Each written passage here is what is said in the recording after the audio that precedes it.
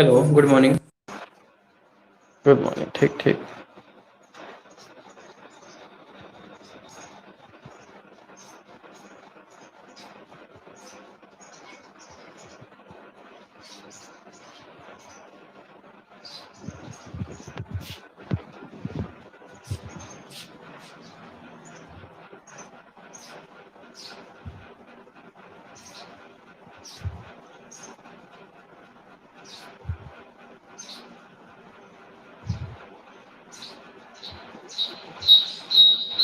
आवाज आ रही है?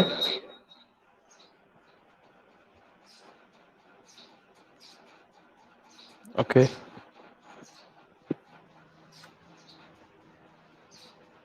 ठीक ठीक, चलो स्टार्ट कर रहे हैं। तो आज हमें जो है एडवांस मैथ स्टार्ट करनी है। हम लोग बहुभुज का चैप्टर खत्म कर चुके थे। बहुभुज के 3 क्लास हो चुकी हैं। तीनों क्लास में हमने आपको लास्ट क्लास में क्वेश्चन भी करा दिए थे, और ये 2 क्लास में पहले हमने उसमें कंसेप्ट देखे थे। ये दोनों क्लासेस खत्म होने के बाद आज में एडवांस मैथ स्टार्ट करनी है। लाइटिंग ठीक है?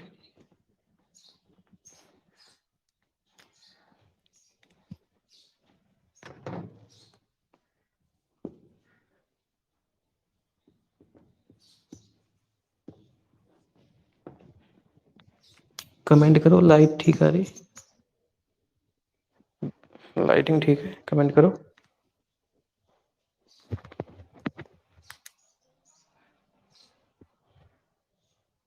ठीक ठीक।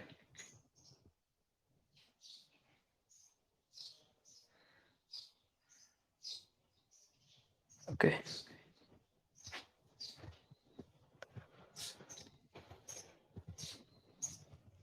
तो देखो, आप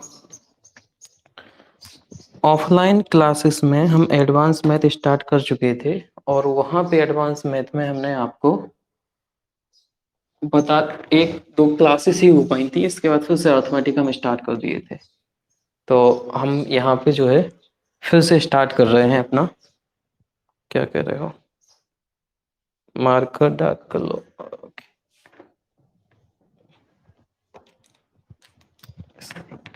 ठीक ठीक।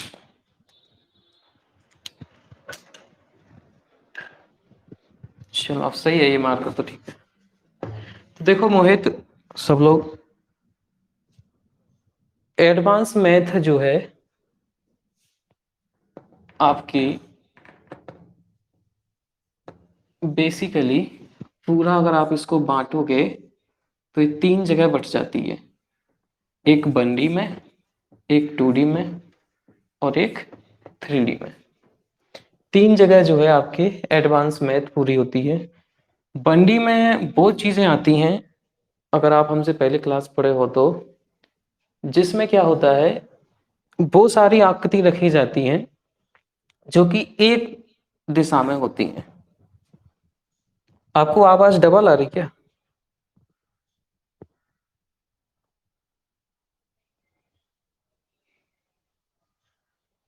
नहीं आ रही?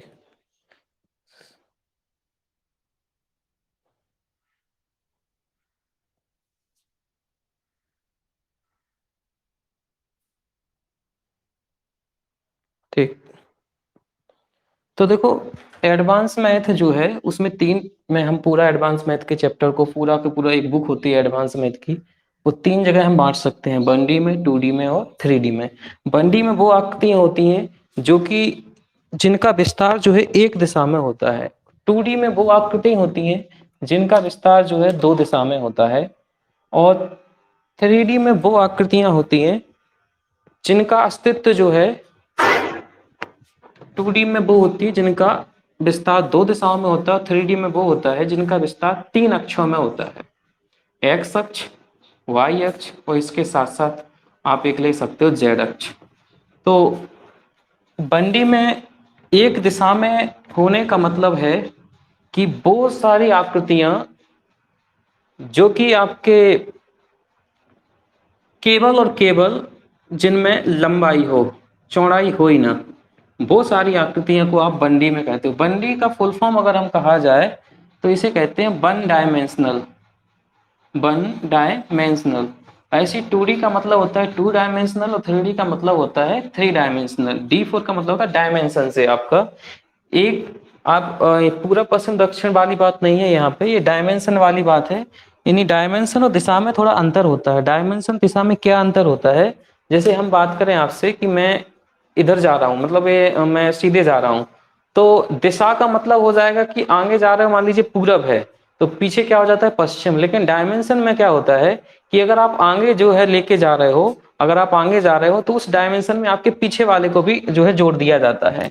यानी कि ये पूरी चीज जो है आपका एक डायमेंशन कहलाती है, जबकि दिशा में इसका नाम अलग रख दिया जाता है और इस पीछे वाले का नाम अलग रख दिया जाता है। डायमेंशन में ऐसा नहीं होता है।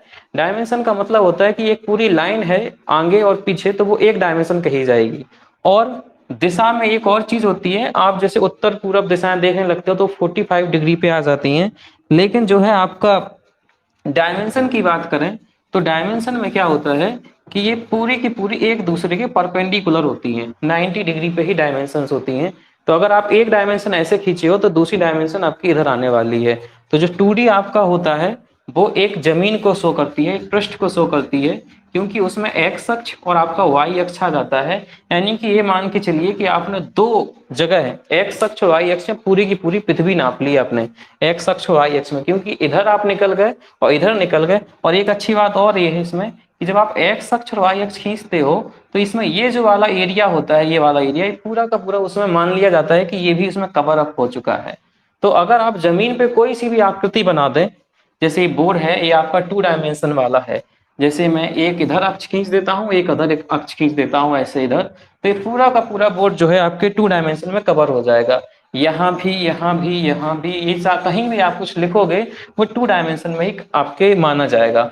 बंडी में केवल एक डायमेंशन थी, तो इसमें केवल जो आकृतियां, जो भी आपके मैथ में टर्म्स रहेंगे जिनका अस्तित्व केवल एक ही दिशा में हो, सीधे सीधे हो, वो आपके बंडी में कहलाते थे। जैसे आप एग्जाम्पल बताएं, मैं थोड़ा कमेंट करके मुझे बताओ कि बंडी के एग्जाम्पल में आप कौन सी आकृतियां लेना पसंद करोगे। यानी बंडी के एग्जाम्पल में कौन सी आकृतियां आ सकती हैं, और 2D के एग्जाम्पल में पहले बंडी के एग्जाम्पल में आप लोग हमें कमेंट करके बताओ कि बंडी में कौन कौन सी आकृतियां होती हैं, बताइए। सब लोग एक एक आकृति का नाम बताएं कि बंडी में कौन कौन सी आकृतियां हो सकती हैं जी। और 2D में बताएं हमें कौन कौन सी आकृतियां हो सकती हैं। आज क्लास लंबी चलेगी, थोड़ा नहीं, 10:45 अब 10:30 तक का अपने पास समय है, उससे भी आगे हो सकता है। थोड़ा आज टेक्निकल इशू था, इस वजह से फिर से आज लेट हो गई क्लास।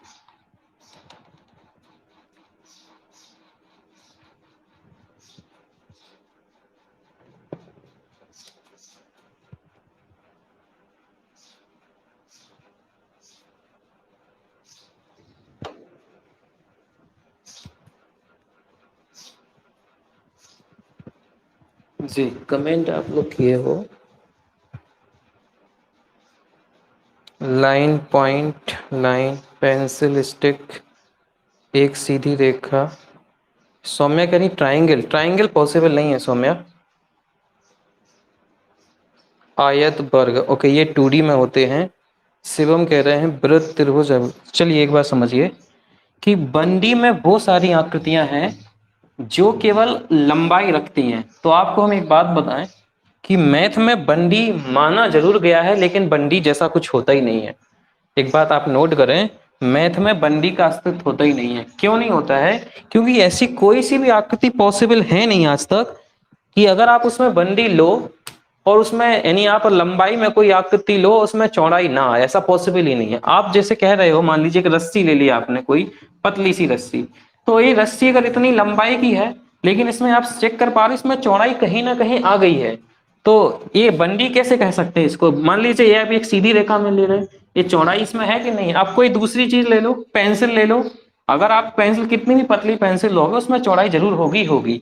तो बंडी जैसा कुछ होता ही नहीं है, ये एक गलत अवधारणा है। लेकिन चूंकि हमें मैथ में कई सारी चीजें क्या होती है, मान ली जाती हैं, तो यहाँ पे अगर तुम ये मान लो कि उस जो भी आकृति है, जो भी वस्तु है, अगर उसकी आपकी जो है चौड़ाई जो है नगण्य हो जाए, इतनी कि हम उसको नेग्लेक्ट कर पाए, तो फिर जो है वो उसका हमने तब वहां से एक अवधारणा निकल के आती है कि उसे आप बंडी कह सकते हो।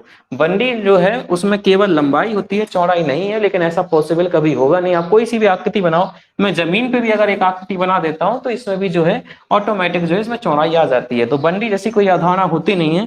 लेकिन आपको बंडी में ये समझना है कि अगर कोई आपसे पूछने लग जाए कि बंडी के बारे में बताओ, आप क्या समझते हो वन डायमेंशनल से, तो वन डायमेंशनल में आप याद बता देना कि वो आकृतियां जो केवल लंबाई रखती हो, यानी जिनमें केवल केवल दूरी हो, वो हम बंडी में करेंगे। और उसका मात्रक जो है आप मीटर में ले सकते हो, किलोमीटर में ले सकते हो, छोटी है तो सेंटीमीटर में ले सकते हो। और अच्छे से अगर उसको एक्सप्लेन करना हो तो उसमें बता देना कि साहब इसकी चौड़ाई जो है इतनी कम हो कि वो नगण्य हो जाए। वैसे इसको किया तो नहीं जा सकता, लेकिन हम फिर भी कोशिश करेंगे कि उसकी चौड़ाई क्या हो, नगण्य हो। इसके बाद इसके एग्जाम्पल में आपको क्या याद रखना है, इसके एग्जाम्पल में याद रखना कि सूक्ष्म चौड़ाई की कोई रस्सी हो। वैसे सबसे बढ़िया एग्जाम्पल जो होता है वो ये होता है, किसी भी तल पर खींची गई एक सूक्ष्म लंबाई की लाइन, किसी तल पर खींची गई एक सूक्ष्म चौड़ाई की रेखा। इससे बेस्ट एग्जाम्पल नहीं मिलेगा, क्योंकि जो तुम रस्सी उठाते हो उस रस्सी में तुम चौड़ाई को अगर कम भी कर दोगे तो उसमें ऊंचाई भी आ जाती है। जैसे ये मार्कर है, आप अगर इसको एक लंबाई में देखोगे, इसकी चौड़ाई भी करोगे तो इसकी मोटाई भी तुम्हें हटानी पड़ेगी। तो रस्सी तो बेसिकली आपका 3D में जाएगा, क्योंकि उसमें आपकी लंबाई भी है, चौड़ाई भी है, ऊंचाई भी है। तो एक बेस्ट एग्जाम्पल याद रखना आप हमेशा के लिए कि तल पर अगर आप रेखा खींच रहे हो, जमीन में रेखा खींच रहे हो, जिसमें मोटाई होने का सवाल ही नहीं होगा। जैसे आपने लंबा एक आपने लाइन खींच दी, तो इसमें एक लंबाई है, चौड़ाई को आप नगण्य कर दोगे और ऊंचाई तो उसमें वैसे होती ही नहीं है।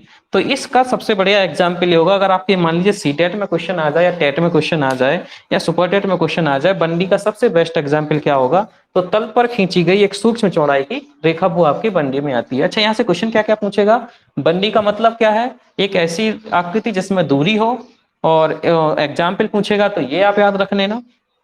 इसमें ना तो परिमाप हो सकता है, ना इसमें क्षेत्रफल हो सकता है, और ना इसमें आयतन हो सकता है। क्योंकि क्षेत्रफल के लिए तुम्हें, क्षेत्रफल का मतलब होता है, अभी आगे अपन लोग 2D में डिस्कशन करेंगे, क्षेत्रफल का मतलब क्या होता है, किसी स्थान के घेरने से। जैसे अगर आप कोई एक ये स्थान घेर देते हो, ये स्थान घेर दिए, तब उसमें क्षेत्र आएगा, जगह आएगी। क्षेत्र का मतलब होता है जगह। लेकिन इसमें तो कोई जगह हम घेर ही नहीं रहे, हम तो सीधे आगे बढ़ते जा रहे हैं, तो यहाँ पे क्षेत्रफल की अवधारणा नहीं होती है। आयतन की भी अवधारणा नहीं होगी, क्योंकि आयतन के लिए क्या होता है, स्पेस चाहिए होता है, अंतरिक्ष चाहिए होता है। अभी हम लोग 3D में डिस्कशन करेंगे, तो इसमें ना तो क्षेत्रफल होता है, ना आयतन होता है। परिमाप का मतलब होता है चारों ओर की लंबाई से, लेकिन सब हम लोग चारों ओर नहीं जा रहे, सीधे जा रहे हैं। तो परिमाप का अगर सेंस आप कुल लंबाई से ले लो तो आप निकाल पाओगे इसका परिमाप। यानी अगर परिमाप आप ये पता पा रहे हो कि परिमाप का मतलब है कुल लंबाई, तो वो आपकी इसमें आ जाएगी कि 10 सेंटीमीटर या 20 सेंटीमीटर, तो वो आपके बंडी में हो सकता है। ठीक है, इतने आप समझ गए होंगे कि बंडी में जो है क्या क्या चीजें हो सकती हैं, क्या नहीं हो सकती हैं। ये सारी चीजें आप लिख लेना इसमें, चूंकि ऑफलाइन वाले बच्चों के तो ये क्लास हो चुकी थी, तो उन्हें पता है सब कुछ कि बंडी में क्या क्या होता है। कुल लंबाई होती है, उसमें चौड़ाई नगण्य होती है, ये एग्जाम्पल है। और अगर क्वेश्चन कभी आपसे पूछा जाए क्या बंडी में क्षेत्रफल पॉसिबल है, क्या आयतन पॉसिबल है, तो कभी पॉसिबल नहीं है। परिमाप पॉसिबल हो सकता है, अगर आप उसको लंबाई के फॉर्म में देखो, कुल लंबाई के फॉर्म में, तो ये हो सकता है।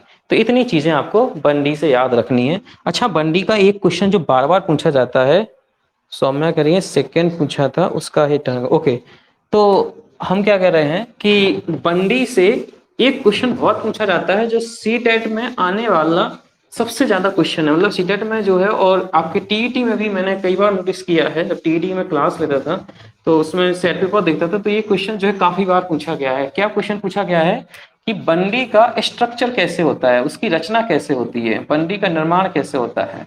तो ये यहीं से क्वेश्चन सबसे ज्यादा आता है, बंडी के स्ट्रक्चर कैसे है। तो वो क्या होता है, एक सूक्ष्म बिंदु जब आप लिए होते हो, तो जब कई सूक्ष्म बिंदु, आप अनंत सूक्ष्म बिंदु ले लो एक साथ, तो और उनको मिला दो, जैसे एक पॉइंट, फिर एक पॉइंट, फिर एक पॉइंट, और फिर ऐसे ऐसे आपने कई सारे पॉइंट्स ले लिए, आपने अनंत बिंदु ले लिए, तो वहां से क्या बन जाता है, एक आपका बंडी, यानी एक रेखा बन जाती है। बंडी को कहा जाता है लाइन या रेखा। तो क्वेश्चन कैसे पूछा जाता है कि एक रेखा के निर्माण के लिए, या एक रेखा का सबसे छोटा पार्ट क्या होता है, सबसे छोटा टुकड़ा क्या होता है, सबसे छोटा हिस्सा क्या होता है, तो आप क्या कहोगे, एक सूक्ष्म बिंदु।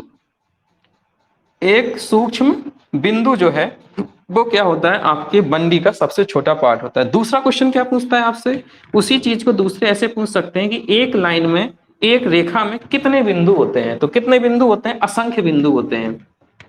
तीसरी चीज आपसे क्या पूछ सकता है इसमें कि आप बताइए अगर एक बंडी है, एक रेखा है, तो जो है उसमें जो बिंदु होते हैं, असंख्य बिंदु होते हैं, मान लीजिए गिवन है कि उसमें असंख्य बिंदु हैं, तो उन बिंदुओं का जो है, असंख्य जो बिंदु हैं, वो बिंदु होते कैसे हैं, मतलब कैसे उसमें जो है अरेंज किए जाते हैं, तो वो बिंदु कैसे होते हैं, संरेख अरेंज किए जाते हैं, यानी वो सारे के सारे एक सीधी रेखा में होते हैं। तो स्ट्रक्चर से ये 3 क्वेश्चन पूछ सकते हैं। रेखा का निर्माण कैसे हुआ है, एक सूक्ष्म बिंदु से, कितने बिंदु होते हैं, उसमें असंख्य बिंदु होते हैं, और उसमें जो है स्ट्रक्चर, उसमें कैसे वो बिंदु प्लेस कैसे होते हैं, अरेंज कैसे होते हैं, तो संरेख होते हैं। ये सारी बातें आपको बंदी में याद रखनी है। लिखने के लिए आप देखो कुछ 4-5 पॉइंट याद रखा करो हमेशा हर चीज के, कि उसकी रचना कैसे हुई है, उसमें आप निकाल क्या कर सकते हो, आयतन, क्षेत्रफल, या क्या क्या निकाल सकते हो, यानी कि उसकी विशेषता क्या होती है, ये चीज। इसके बाद उसके एग्जाम्पल याद रखा करो आप। एग्जाम्पल का मतलब है कि उसमें क्या, जैसे हमने इसका एग्जाम्पल बताया है आपको, एक तल में खींची गई रेखा, तो वो आप उसके एग्जाम्पल याद रखा करो। इतनी सारी चीजें जो हैं अगर आप पता, और उसके बाद मात्रक याद रखा करो, तो इतने से आपका वो इनफ होगा बंडी। देखो चूंकि एडवांस मैथ हम पढ़ने जा रहे हैं आगे, तो एडवांस मैथ का अगर हमें बेस पता नहीं है, कहने की वो चीजें बनी कहाँ से है, तो फिर आगे जाके मजा आएगा नहीं। इसलिए वो सारी चीजें जो कहाँ से बना है, एक एक त्रिभुज है तो त्रिभुज आया कहाँ से, एक चतुर्भुज है तो आया कहाँ से है, उनके लिए बेस में जाना पड़ेगा। और ये बेस है कि पूरी एडवांस मैथ को 3 जगह बांट रहे हैं, 1D 2D 3D में, वो 1D पे इतनी चीजें हमने बोल दी हैं।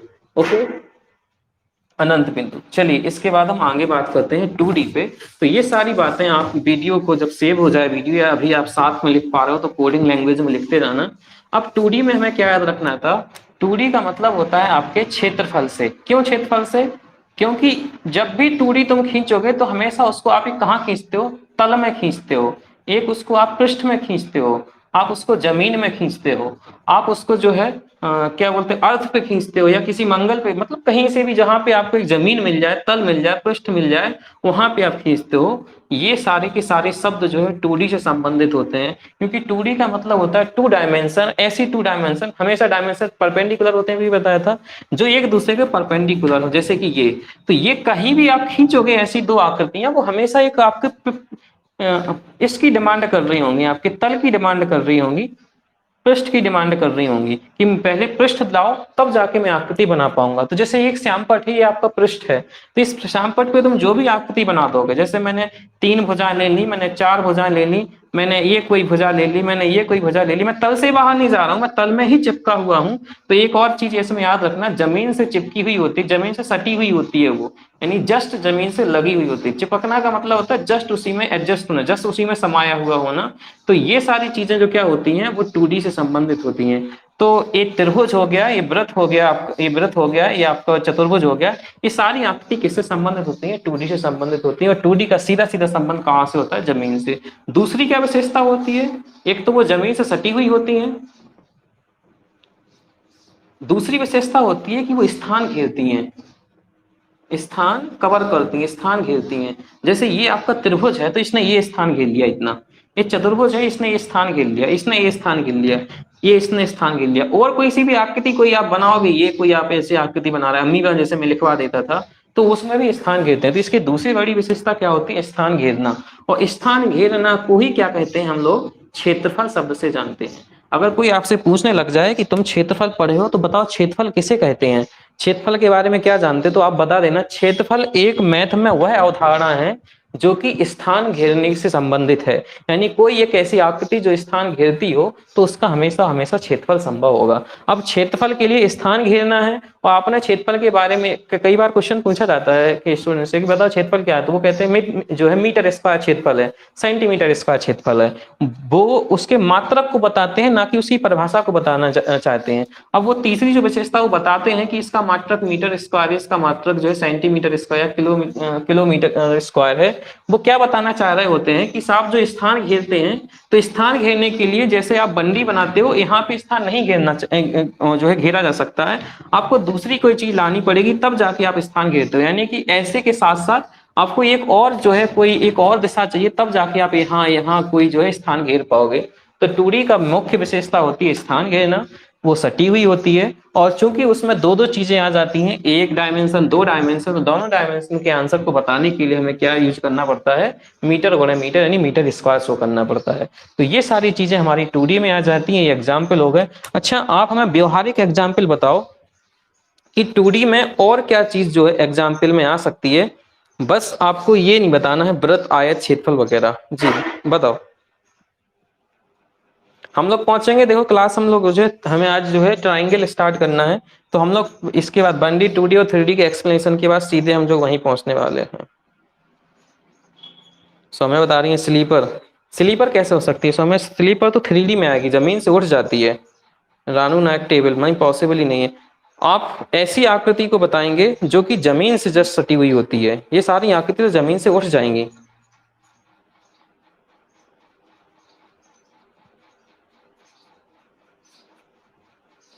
ओके, से गुड।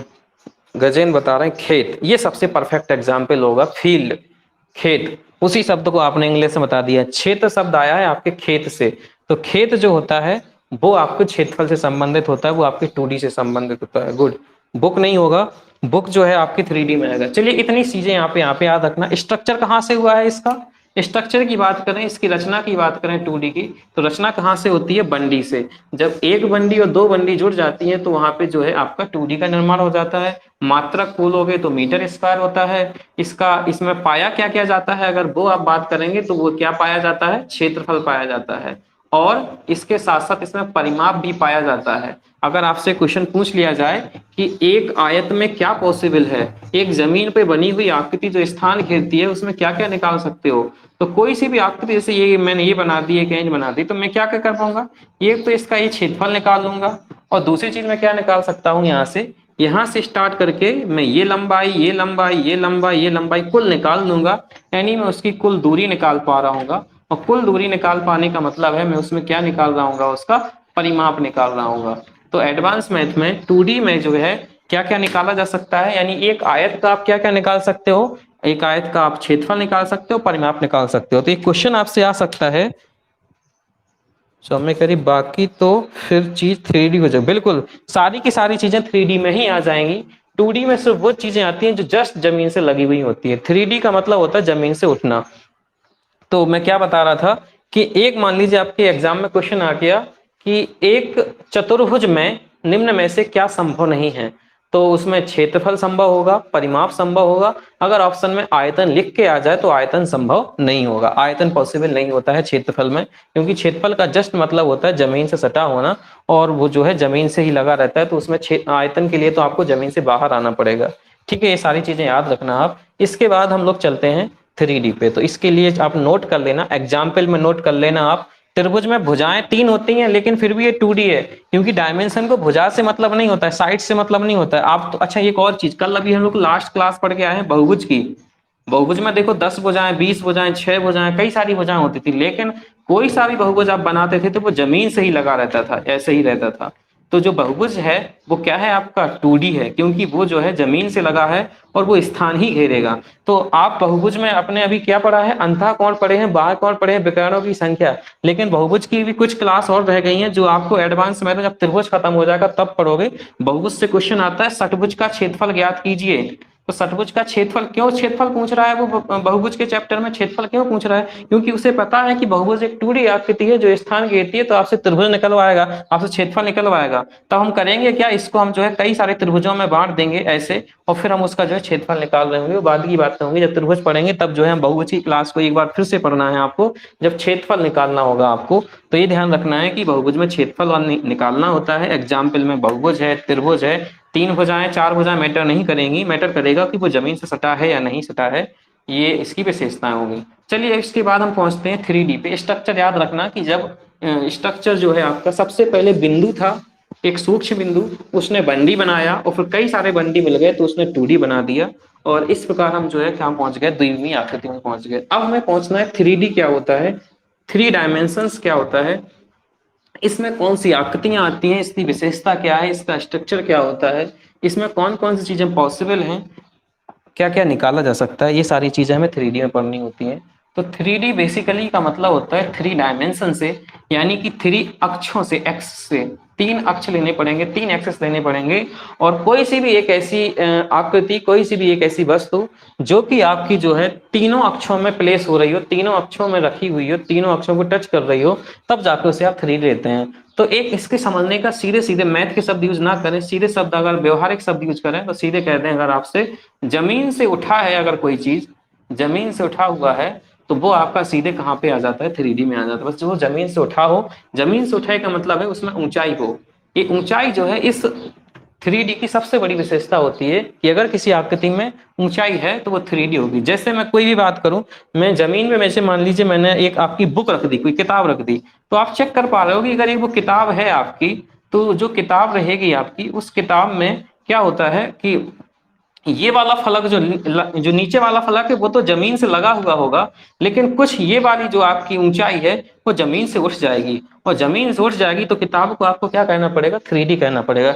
बुक हो, टेबल हो, कुछ भी हो, मोस्टली सारी चीजें आप 90% चीजें जो है 3D में ही देख पाते हो। मोबाइल है, जमीन पर रख दो ऊपर उठ जाएगा।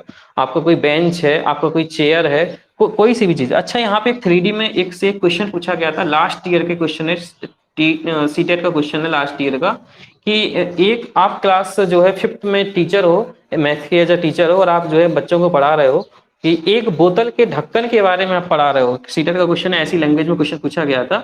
एक आप बोतल लिए हो, उस बोतल के आप जो है ढक्कन की परिदृश्य के बारे में बच्चों को पढ़ा रहे हो, ये चीज इधर। तो बताएं कि आप जो है उसको क्या पढ़ाने जा रहे हो। आप उसको आयतन पढ़ा रहे हो, क्षेत्रफल पढ़ा रहे हो, या परिमाप पढ़ा रहे हो, उसे आप 1D पढ़ा रहे हो, 2D पढ़ा रहे हो, 3D पढ़ा रहे हो। तो उसमें ऑप्शन टिक करना था, आप उन बच्चों को क्या पढ़ा रहे हो, 3D यानी आयतन की आप अवधारणा जो है सिखा रहे हो। ओके, ठीक, तो ये सारी चीजें याद रखना। ठीक ठीक। तो बंडी का आपको एग्जाम्पल तो कैसे पता करना है, कौन होगा, तो जमीन से उठा है तो वो ये है। मात्रक क्या आएगा, क्योंकि इसमें 3 एक्सेस होते हैं, एक्स एक्स भी होता है, एक्स अक्ष भी होता है, वाई अक्ष भी होता है, जेड अक्ष भी होता है, तो इसका मात्रक जो जाता है वो मीटर क्यूब में पहुंच जाता है। मीटर गुणा मीटर गुणा मीटर, अगर सेंटीमीटर में भुजा लोगे तो सेंटीमीटर क्यूब, ऐसे किलोमीटर में लोगे तो किलोमीटर क्यूब। इसके बाद इसकी रचना क्या होती है, ये बहुत बड़ा इंपॉर्टेंट टॉपिक है कि इसकी रचना क्या होती है। तो बेसिक अगर हम लोग इसका देखें, व्यवहारिक रूप में देखें अगर, ठीक है, एज अ व्यवहारिक रूप में देखें, तो इसकी जो रचना होती है, हिंदी सही लिखें, व्यवहारिक, चलो जो भी हो, व्यवहारिक। तो जो इसकी रचना व्यवहारिक रूप में अगर देखो तो हम क्या कहेंगे कि साहब वो जमीन से लगी हो, जमीन से सटी हो, और उठी हो, और मतलब कुछ ऊंचाई तक उठी हो, कुछ ऊंचाई तक उठी हो।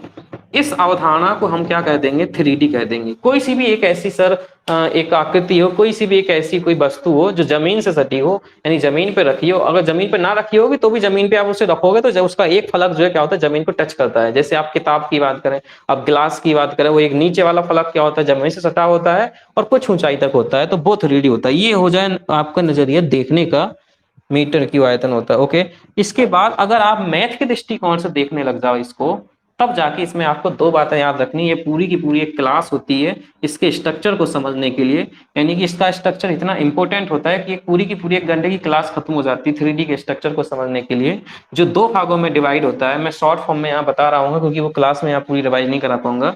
एक स्ट्रक्चर क्या होता है, एक इसकी कल्पना क्या होती है कि जब आपका जो आधार है, यानी जो उस वस्तु का आधार होगा, और उस वस्तु के आधार पे जब तुम ऊंचाई तक उसको उठाओगे, उसकी ऊंचाई तक उसको लेके जाओगे, तो जो उसकी छत बनती है, ये जो उसकी छत बनेगी यहाँ पे, वो भी आधार के समान हो, यानी ये दोनों जैसी कैसी चीजें हो जाए, एक जैसी हो जाएं, तो वो जो 3D होती है उसका आयतन अलग तरीके से निकालेंगे। और एक स्ट्रक्चर ऐसा होता है कि जो उसके आधार है और छत है, ये दोनों अलग अलग होते हैं। कैसे सर जी, आप क्या कह रहे हो, हम समझ नहीं पा रहे। तो मैं ये बताना चाह रहा हूँ, जैसे मान लीजिए आधार आपका जो है, आपने बना दिया एक वृत्त, आपका आधार है। मान लीजिए एक आप आधार खींचे हुए हो, एक गोले के फॉर्म में, एक वृत्त के फॉर्म में आप जो है आधार खींचे हुए हो। अब आप उस आधार पे क्या कर रहे हो, एक सीधे आप जो है एक घर बनाने जा रहे हो। आप ऐसे जैसे एक सर्किल बना हुआ है और पूरे सर्किल के आप हर जगह जो है क्या करते हैं, एक छड़ उठा के जो है स्टार्ट कर देते हो, खड़ा कर देते हो। ऊपर भी आप जो है एक जो है वैसे ही छत डाल देते हो सर्किल फॉर्म में, तो वो एक आपकी एक नई 3D आकृति बन जाएगी, जिसका नाम आप बता रहे होंगे। क्या नाम हो जाएगा उस आकृति का, अगर नीचे 3D है, यानी नीचे एक गोला है, ऊपर नहीं, शंकु नहीं होगा, नीचे आपका एक वृत्त बना हुआ है और आप एक ऐसा घर बना रहे हो, यानी कि आपने जो है सारे वृत्त के जहां जहां वो पॉइंट्स हैं वो सर्किल में परिमाप में उसके परिधि पे आपने ऊपर, हाँ लब कह रहे हैं सिलेंडर बनेगा, गुड। क्या बन जाएगा? बेलन बन जाता है, सिलेंडर बन जाता है। नीचे वृत्त होता है और आप ऊपर उठाओ, ऊपर ही वृत्त बन जाता है। तो वो कहाँ से आकर आता है? वो क्या नाम हो जाता है उस आकृति का? उसका आकृति का नाम हो जाता है बेलन। अच्छा, एक दूसरी आकृति लें जैसे, तो ये स्ट्रक्चर कुछ ऐसे तरीके से बनेगा आपका, इधर भी वृत्त इधर भी वृत्त, और ये आकृति बन जाएगी आपकी बेलन। अच्छा, एक आकृति का नाम बताओ। नीचे अगर मान लीजिए आपने बनाया है एक आयत, एक रेक्टेंगल बना हुआ है, और आप घर बना रहे हो अपना, और बेसिकली अपने हम लोग के सब सभी हम लोग के 100% 99% घर जो है ऐसे ही बने होते हैं। नीचे क्या करते हैं हम लोग? पहले एक आयत बना देते हैं। एक कभी भी प्लॉट खरीदते हैं तो आयताकार प्लॉट खरीदते हैं, बोले हमारा जो प्लॉट है बोले वो 40 बाई 30 का है, किसी का कुछ और है। तो 40 बाई 30 का मतलब होता है वो रेक्टेंगल फॉर्म में आपका प्लॉट होता है। फिर आप क्या करते हो? घर बनाते हो। तो कभी घर ऐसे नहीं बनाते हो कि एक दीवार को आप इधर ले जाओ, एक दीवार को आप इधर ले जाओ, फिर बोले कि बड़ा सा छत डाल दो। आप ऐसे नहीं करते। हम लोग करते क्या है, ये जो दीवार का कॉर्नर होता है उसमें एक जो साइड होती है उस साइड को हम लोग परपेंडिकुलर ले जाते हैं, दूसरी साइड को परपेंडिकुलर ले जाते हैं, लंबवत ले जाते हैं, और ऊपर जो छत डालते हैं। जहां पे मैं भी पढ़ा रहा हूँ मैं, यहाँ का भी स्ट्रक्चर भी सेम है, ऐसे ही होता है जनरली। तो नीचे भी आयत होता है, ऊपर भी सेम आयत हो जाता है। तो उस आकृति का नाम क्या हो जाएगा? गजन क्यूबाइड। शिवम कह रहे हैं क्यूबाइड हो जाता है, घनाभ हो जाता है जी। प्रिज्म नहीं होगा अभी, घनाभ हो जाता है। नीचे घनाभ यानी क्यूबाइड, नीचे भी आयत ऊपर भी आयत। तो वो आकृति यानी वो स्ट्रक्चर की बात कर रहे हैं अपन लोग, कैसे बन जाएगा? घनाभ बन जाएगा ऐसे। इधर आप समझ पा रहे हो? तो ये जो है नीचे भी ये आपका आयत है और एक ऊपर भी आयत है, और ऐसे हम लोग घर में रहते हैं। कुछ लोग ऐसे घर में भी रहते हैं, विदेशों में जाओगे तो वो ऐसे घर भी बना लेते हैं, नीचे वो सर्किल होगा ऊपर सर्किल होगा, और बढ़िया से उनकी सारी व्यवस्थाएं उसी में व्यवस्थित हो जाती हैं। तो बेलनाकार भी घर होते हैं, ठीक है। आपने अगर हिस्ट्री पढ़ी होगी तो हिस्ट्री में तो जो है क्या किया जाता है, पहले के जमाने में मिस्र में क्या होता था, वो नीचे बनाते थे त्रिभुज, और त्रिभुज पे वो घर बनाने लग जाते थे, और ऊपर त्रिभुज डाल देते थे। यानी वो कैसे घर बनाते थे? प्रिज्म के आकार की, वो प्रिज्म आकृति होती है।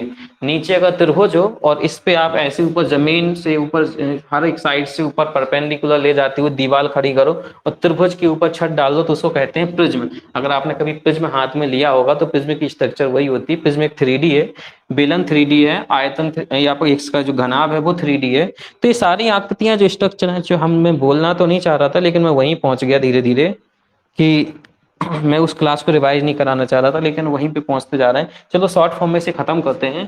तो कई सारी आकृतियां होती हैं जो 3D में क्या होती हैं कि उनका आधार और छत क्या होता है? समान होता है। इसके बाद स्ट्रक्चर नंबर 2 होता है कि उसके आधार और छत जो है अलग अलग होता है। आधार छत अलग अलग का मतलब है कि वो जमीन तो प्लॉट खरीदेगा आयताकार फॉर्म में, वृत्ताकार फॉर्म में, त्रिभुजाकार फॉर्म में, एक 2D के फॉर्म में वो घर खरीद लेगा, लेकिन घर को जो है वो कभी भी क्या करता है, छत जो बनाता है वो तो वैसे नहीं बनाता जैसा उसका आधार होता है। वो छत में कुछ ना कुछ जो चेंजेस कर देता है, और फिर वहां से नई नई आकृतियां निकल के आ जाती हैं। जैसे मैं बात कर रहा हूँ यहाँ पे, मान लीजिए कोई ने एक घर खरीदा है, एक प्लॉट खरीदा है वृत्त के फॉर्म में। उसने एक वृत्त के फॉर्म में प्लॉट खरीद लिया। मान लीजिए उसने 10 मीटर त्रिज्या का या 20 मीटर त्रिज्या का प्लॉट खरीद लिया, अब घर बनाने जा रहा है। अब वो घर ऐसे बना रहा है कि उसने अपनी दीवारें जो घर की क्या की हैं, घर पे खड़ी की हैं, मतलब जो उसने सर उठाया है। जैसे मान लीजिए प्लॉट है सर्किल आकार, जो है वृत्त के आकार का, सर्किल के आकार का। यहाँ से उसने पिलर उठाया, एक पॉइंट से मिला दिया, यहाँ से पिलर उठाया, एक पॉइंट मिलाया। वो कह रहा है मुझे छत चाहिए नहीं है, हमारे यहाँ पे बरसात ज्यादा होती है, पानी भर जाता है, बर्फ ज्यादा गिरती है। तो वो क्या कर रहा है, उस प्लॉट को जो है ऐसे घर बना रहा है कि सारे के सारे पॉइंट्स जो है वो एक बिंदु पे वो लेके जा रहा है, यहाँ पे मिला देते हैं। तो इस आकृति का नाम क्या है? ये भी 3D है। क्यों 3D है? क्योंकि इसमें ऊंचाई है, लेकिन चूंकि इसके आधार और छत समान नहीं है, तो ये इस घर का नाम हो जाएगा कौन? शंकु। ठीक, तो तुम समझ पा रहे होगे कि इसका जो स्ट्रक्चर है वो दो प्रकार से होता है। एक स्ट्रक्चर में क्या होता है, आधार छत एक जैसी होती है, और दूसरे स्ट्रक्चर में क्या होता है, आधार और छत जो है क्या हो जाता है, अलग अलग हो जाता है। ठीक, तो ये चीजें जो है ये हम लोग कभी बाद में फिर एक अलग क्लास पढ़ लेंगे जब हम लोग कभी जरूरत होगी तो एक स्ट्रक्चर में आधार छत अलग अलग होता है, तो वृत्त से बनाओगे तो उसको शंकु कहा जाता है। और अगर आप आयत से बनाओगे, सेम नाम बताओ, आयत से अगर आप एक पॉइंट्स पे लेके जो है दीवार बनाओगे, और दीवार लेके जाओगे, वो एक पॉइंट पे टच करोगे, तो उस घर का नाम क्या रखा जाएगा? जी बताएं। अगर आप आयत को लेके एक घर बना रहे हो, जी प्रिज्म, गुड, प्रिज्म कहते हैं उसे, जागृति कह रही, सॉरी प्रिज्म नहीं कहते हैं, प्रिज्म नहीं कहते हैं, पिरामिड कहा जाता है उसे, आयताकार पिरामिड। ठीक, शिवम अपनी कॉपी रखे हुए हो तुम ना, कॉपी में देख देख के बता रहे हो। तो पिरामिड और प्रिज्म में अंतर क्या है? प्रिज्म एक ऐसी 3D होती है, ऐसी 3D आकृति होती है, एक ऐसा 3D जो है मकान होता है जिसमें आधार और छत समान होते हैं। और पिरामिड, प्रिज्म और पिरामिड का एक अलग टॉपिक होता है। तो पिरामिड कैसी आकृति होती है जिसमें आधार कुछ और होगा और छत एक पॉइंट होती है। पिरामिड उसे कहते हैं जिसमें छत एक बिंदु के आकार का होता है और प्रिज्म में जो आधार है वही वो छत होता है। ये सबसे बड़ा अंतर हो जाएगा। तो ये क्या आपका प्रिज्म है, ये शंकु है। मान लीजिए क्वेश्चन आ गया आपसे कि शंकु है, एक ऑप्शन में है प्रिज्म, पिरामिड, क्या है एक शंकु, तो आपको क्या टिक करना पड़ेगा? एक शंकु क्या है? शंकु को क्या कहोगे, प्रिज्म कहोगे या पिरामिड कहोगे? बताओ कौन कहोगे? शंकु को कौन तो है, कौन क्या है, प्रिज्म है या पिरामिड है? पिरामिड हो जाएगा जी। क्योंकि शंकु में भी क्या होता है कि जो आधार है वो छत समान नहीं होती बल्कि एक पॉइंट पे मिला होता है, तो उसको क्या कहना पड़ेगा, हमें पिरामिड कहना पड़ेगा। ठीक है, ये बातें आप समझ पा रहे होगे। तो ये हम बोल रहे थे कि अगर आप आयत से बनाओगे तो एक ऐसा घर बन जाएगा, ये दीवार ऐसे, ये दीवार ऐसे, ये दीवार ऐसे, तो इसका नाम होता है आयताकार पिरामिड। अच्छा, जो मिस्र में पाए जाते थे वो त्रिभुजाकार पिरामिड पाए जाते थे, जहां पे वो डेड बॉडीज को क्या करते थे, एक रसायन को लेप करके और रख देते थे, तो हजारों सालों तक जो है वो डेड बॉडी सुरक्षित रहती थी। वो कहाँ रखते थे? पिरामिड में रखते थे। उनकी पिरामिड का जो है स्ट्रक्चर कैसा होता था? नीचे त्रिभुज होता था और वो इस त्रिभुज की भुजा को ले जाके वो इधर पॉइंट पे मिला देते थे। पत्थरों से आकृतियां बनती थी, बहुत बढ़िया उनकी इंजीनियरिंग थी उस समय पे, कि वो जो है एक एक बिंदु पर ले जाके पत्थरों से सटा कर करके जो है एक ऐसा घर बना देते थे, वो पिरामिड कहलाता था। उनके जो घर होते थे वो पिरामिड के आकार के होते थे। अगर आपने देखा होगा गीजा के पिरामिड, मिस्र के पिरामिड, अगर सुना होगा भी तो इजिप्ट के पिरामिड, ओके, इजिप्ट वाले बनाते थे, जी जी वही चीज है। तो पिरामिड में आप समझ गए होंगे। तो ये सारी बातें हम लोग कर क्या रहे थे, अभी 3D के बारे में बात कर रहे थे। तो अगर आप 3D में आप कौन से इस वृत्त से देखो तो एक शंकु बनता है और एक बेलन बनता है। यानी शंकु में, वृत्त में सीधे करोगे तो बेलन और पॉइंट पे मिलाओगे तो शंकु। आयत में सीधे मिलाओगे तो बन जाता है घनाभ और पॉइंट पे मिलाओगे तो क्या बन जाता है? वो आपका आयताकार पिरामिड। ऐसे आपका वर्ग में होता है। वर्ग में नाम बताओ, वर्ग में आप जो है अगर एक सीधे आकृति बनाओगे, सीधे सीधे ले जाके जाओगे तो उसका नाम क्या रखोगे? वर्ग में क्या नाम रखोगे? घन, ओके गुड। क्यूब रखोगे उसका नाम, क्यूब, क्यूब, ओके। और अगर आप उसको एक पॉइंट पे मिला के रहे हो तो क्या नाम रखोगे उसका? एक पॉइंट्स पे लेके जाके उसको मिला रहे हो तो उसका नाम क्या रखोगे? वर्ग से, ठीक, पिरामिड कहेंगे, लेकिन उस पिरामिड के नाम आगे जोड़ देना, वर्गाकार पिरामिड कहोगे उसे। ठीक, वर्गाकार पिरामिड, आयताकार पिरामिड, और इसको क्या कहते हैं? वृत्ताकार पिरामिड। वृत्ताकार पिरामिड का नाम होता है शंकु। ये बात याद रखना आप, ठीक है। तो ये सारी चीजें हो गई आपके एग्जाम्पल को लेके कि 3D का एग्जाम्पल में क्या क्या होता है, 3D का स्ट्रक्चर कैसे होता है। वो सारी चीजें हमने 3D के स्ट्रक्चर में पढ़ ली आपके, कि दो प्रकार का स्ट्रक्चर होता है, एक जमीन से उठा हुआ और एक जमीन से उठा हुआ, दोनों होते हैं, जिसमें एक टाइप होता है आधार छत समान, एक में छत पॉइंट्स के फॉर्म में होती है। तो ये सारी चीज स्ट्रक्चर को लेके थी, रचना को लेके थी। इसके बाद इसके मात्रक को तो आप बहुत अच्छे से क्लियरली समझते हो कि इसका मात्रक होता है आपका मीटर क्यू के फॉर्म में या आपके सेंटीमीटर क्यू के फॉर्म में। आगे भी आप कुछ जैसे आप लेके चलो भुजा को तो उसी हिसाब में चेंज हो जाएगा। इसके बाद इसमें बात करोगे आप, रचना हो गई, मात्रक हो गई, एग्जाम्पल की बात करोगे। अच्छा, तो ये इसकी जो रचना है वो 2D से हुई थी, जमीन जरूर है, जमीन होगी होगी फिर ऊपर उठेंगे। एग्जाम्पल में क्या क्या, एग्जाम्पल का मतलब है आकृतियां कौन कौन सी आएंगी इसमें, तो घनाभ, घन, शंकु, बेलन, गोला, इसके बाद प्रिज्म, देन पिरामिड। सारे प्रकार के प्रिज्म और सारे प्रकार के पिरामिड इसमें समा लिए गए हैं। ये हो गए आपके मैथ के टर्म्स में, आप कह दो किताब हो गई, बुक हो गई,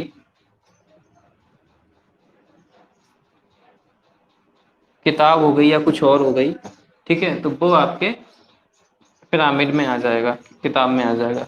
एक मिनट रुकिएगा।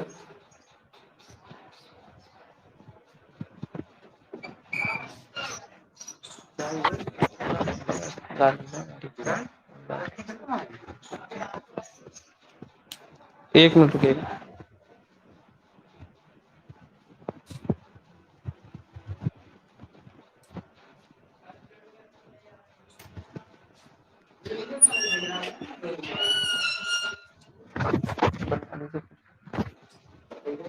अभी नहीं शाम की।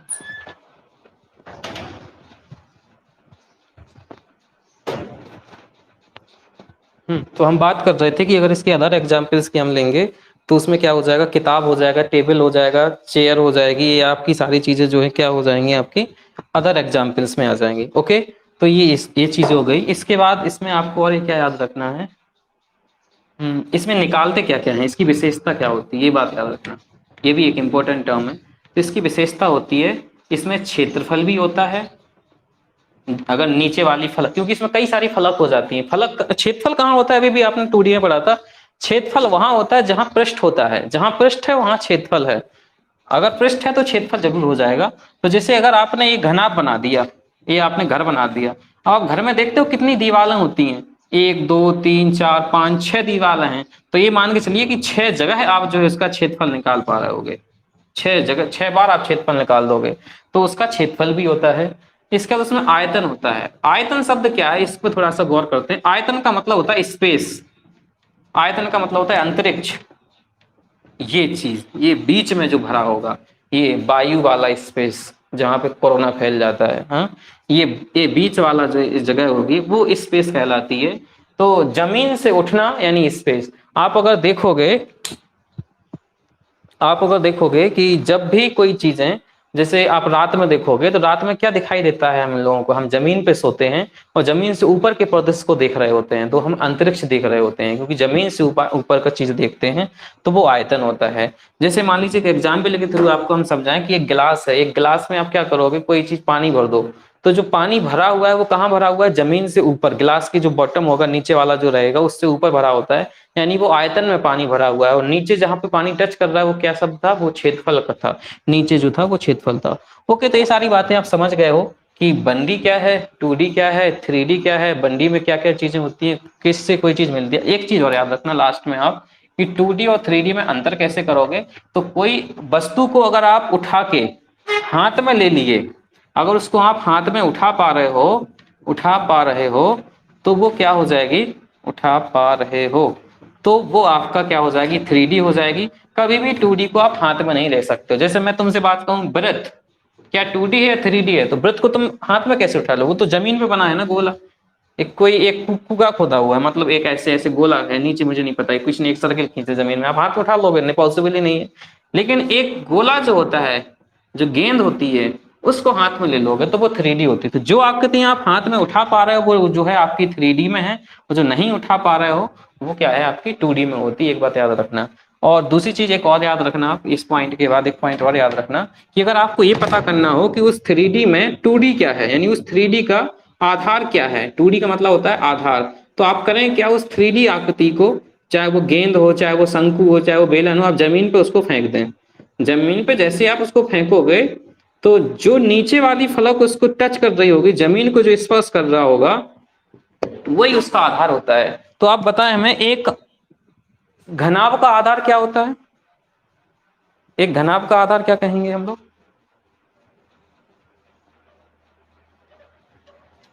आयत, शाबाश। रेक्टेंगल को हम कहेंगे, क्योंकि घनाभ को अगर आप जमीन पे डाल दोगे, फेंक दोगे, तो उसमें आयताकार फलक जो है स्पर्श कर रही होगी। अच्छा एक बात बताएं, चलिए इसका आंसर कौन बता रहा है। एक गोला है, गोला यानी गेंद है, गेंद एक 3D है, आप ये मान पा रहे हो, तो ये बताएं कि गेंद का आधार क्या होता होगा, गेंद में क्या आधार है।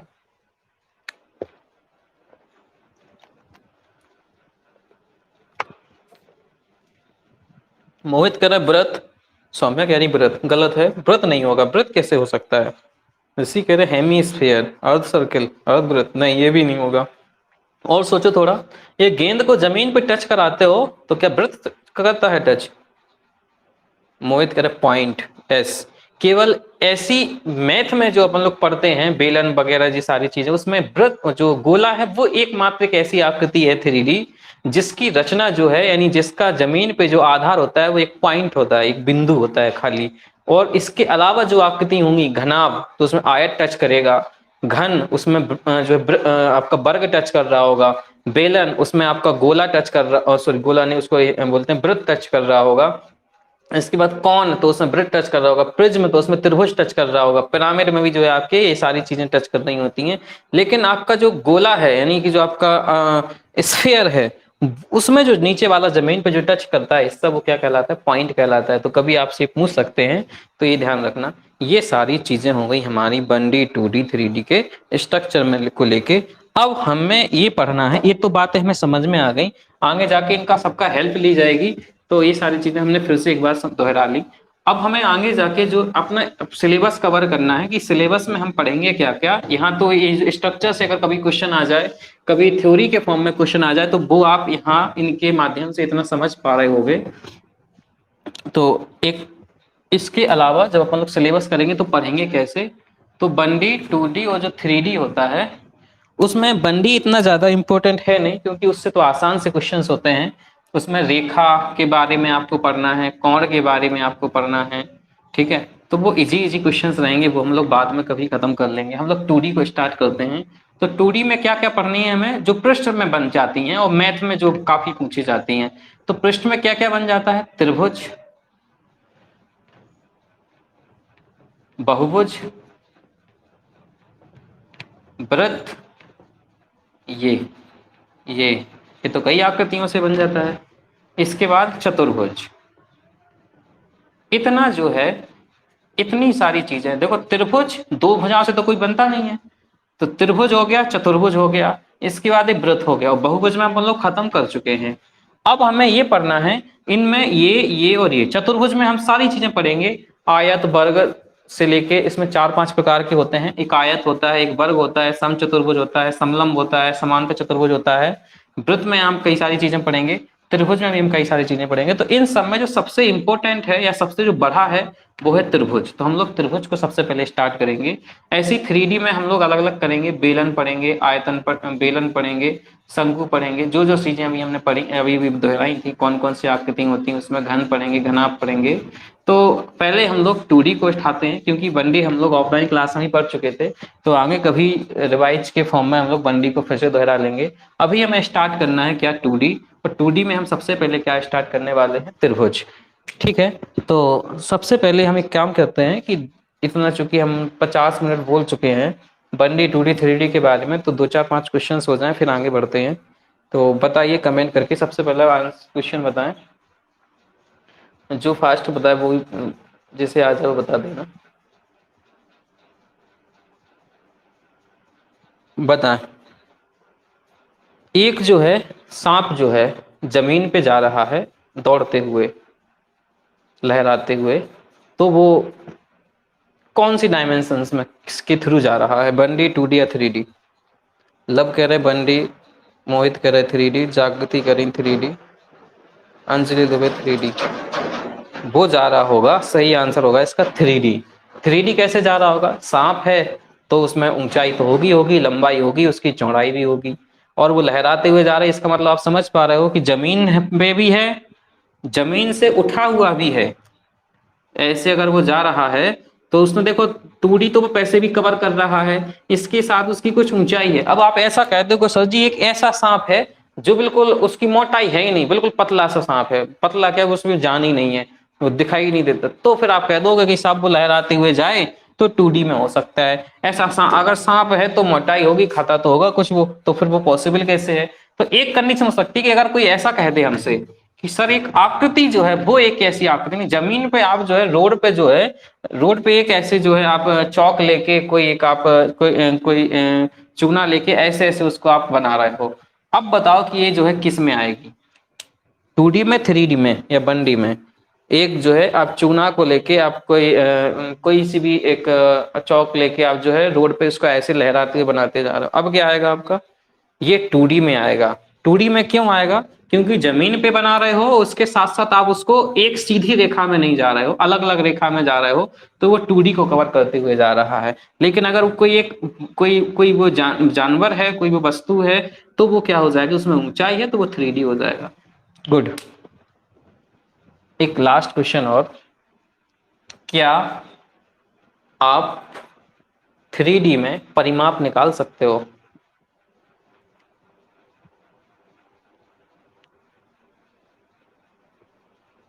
सब लोग कह रहे हैं हाँ निकाल सकते हैं। देखिए अब मैं आपको बताऊं, 3D में परिमाप निकालना आसान नहीं होता है, बहुत मुश्किल है 3D में परिमाप निकालना। जैसे मैं आपको समझाऊं, ये एक किताब रखी हुई है, दैट इज अ बुक। ये एक किताब है, इस किताब में ये 3D है क्योंकि नीचे इसका जो है आयत है, ऊंचाई है, और ऊपर भी आयत है, नीचे जो छत है वही आधार है, आधार छत सेम है। तो ये स्ट्रक्चर नंबर 1 से बना हुआ है। आप इसका परिमाप निकालना है। परिमाप का मतलब होता है एक पॉइंट्स को लेके उसी पॉइंट तक आ जाना। स्टार्ट कर रहा हूं मैं, जैसे मान लीजिए यहां से मैंने कवर किया, मैं ऊपर ऊपर गया, ऊपर गया, फिर ऊपर गया, अब वापस आ जाऊंगा मैं इधर, यहीं आ गया, फिर ये वाली तो लाइन छूट गई है ना, फिर इसको कैसे निकालेंगे? तो हम अगर नीचे जा रहे हैं तो देखना, मैं नीचे गया, फिर मैं इधर गया, ये वाली लाइन छूट गई अभी, और आप ऐसे अगर परिक्रमा करके वापस आ जाओ यहीं पे, तो ये वाली लाइन आपकी जो छूट रही है, आप कभी भी एक राउंड पूरा नहीं कर पाओगे। खुद से ट्राई करना, कोई से भी उठा लेना, जरूरी नहीं किताब उठाओ, आप कोई कौन उठा लो, आप कौन में भी जो है एक बार चक्कर नहीं लगा पाओगे पूरा। इसीलिए कभी भी आपने देखा होगा ऐसा क्वेश्चन नहीं पूछा जाता है कि बेलन का परिमाप बताओ, शंकु का परिमाप बताओ, या एक घनाभ का परिमाप बताओ, कभी नहीं पूछते हैं, क्योंकि उन्हें पता है कि आप जो है एक ना एक बार डबल आकृति जरूर कर दोगे जब उसको आप काउंट करोगे। इसलिए जो है इनका जो है परिमाप नहीं पूछा जाता है। यहाँ से पूछा जाता है आयत का, वो सॉरी क्षेत्रफल, और यहाँ पूछा जाता है आयतन। बट निकाल तो सकते हैं। देखो निकाल सकते हैं का मतलब फिर वही आपको ये बताना पड़ेगा कि कौन कौन सी परिमाप का। बस एक बात याद रखना, आप जब आप एक राउंड में पूरा चक्कर कंप्लीट करो, देन उसकी सबसे अच्छी परिभाषा होती है कि वो परिमाप कहलाता है। तो बेसिकली जो टर्म ही आया है परिमाप, वो क्षेत्रफल से ही संबंधित है, मतलब 2D से संबंधित है, वो एक उन्हीं के लिए जो है पार्टिकुलर जो प्रेफर किया गया है। ओके। अच्छा एक चीज और, एक और मन में क्वेश्चन आ रहा है कि वक्र पृष्ठ क्या है? एक परिमाप है, एक क्षेत्रफल है, कि एक आयतन है? बताओ, वक्र पृष्ठ क्या है? एक आयतन है, एक क्षेत्रफल है, या परिमाप है? शिवम कह रहे हैं आयतन है, और सब लोग कह रहे हैं क्षेत्रफल है। क्या है बताए? क्षेत्रफल है। गजेंद्र तुम नहीं बता रहे हो, क्या है बताइए, क्षेत्रफल है कि आयतन है? ऋषि कह रहे हैं आयतन है, एरिया है। गुड। क्षेत्रफल जो है एक वक्र, देखो उसके नाम पे भी लिखा हुआ है वक्र पृष्ठ, ये लिखा हुआ है। पृष्ठ जहां आ जाए वहां क्षेत्रफल होता है। फिर ये वक्र क्या है? तो वो वक्र बता रहा है जो घुमा हुआ होगा, जो मुड़ा हुआ होगा, वो वाली फलक को अगर आप सॉल्व करोगे, उसका आप जो है निकालोगे, उसका जो आंसर निकालोगे, तो जो वो स्थान घेरता है। जैसे मान लीजिए आप बेलन को देख रहे हो, ये बेलन बना हुआ है, तो बेलन में आप देखोगे ये वाली फलक, जो ये वाली फलक होती है, ये है बेलन आपका, ये वाली फलक जो है मुड़ी हुई है, लेकिन है ये जो है एक आपके वक्र का फॉर्म है। तो इस वक्र में आप निकालोगे क्या? इस वक्र को क्या निकालोगे? इसमें क्षेत्रफल निकालना होता है। तो वक्र पृष्ठ एक क्षेत्रफल होता है, ये बात याद रखना। अब वक्र पृष्ठ का मतलब ये होता है कि जो भी तुम्हारे पास 3D आकृति होगी, उसमें जितनी जितनी उसमें वक्र के फॉर्म में आकृतियां पृष्ठ होंगे, उन सबको जोड़ के आप मान बता दो। तो जैसे हम लोग मान लें एक घनाभ है, जैसे मान लीजिए हमारा कमरा है जहाँ पे पढ़ा रहा हूँ, घनाभ के फॉर्म में है, इसमें कितने पृष्ठ वक्र के फॉर्म में होंगे? जियान से बताओ, इस घनाभ में कितने, इस जो हमारा कमरा है जो घनाभ के फॉर्म में, इसमें कितने पृष्ठ वक्र के फॉर्म में है? सबका आंसर बता रहे हैं 0। गजन तुम क्या कहोगे? कितने पृष्ठ इसमें वक्र के फॉर्म में है?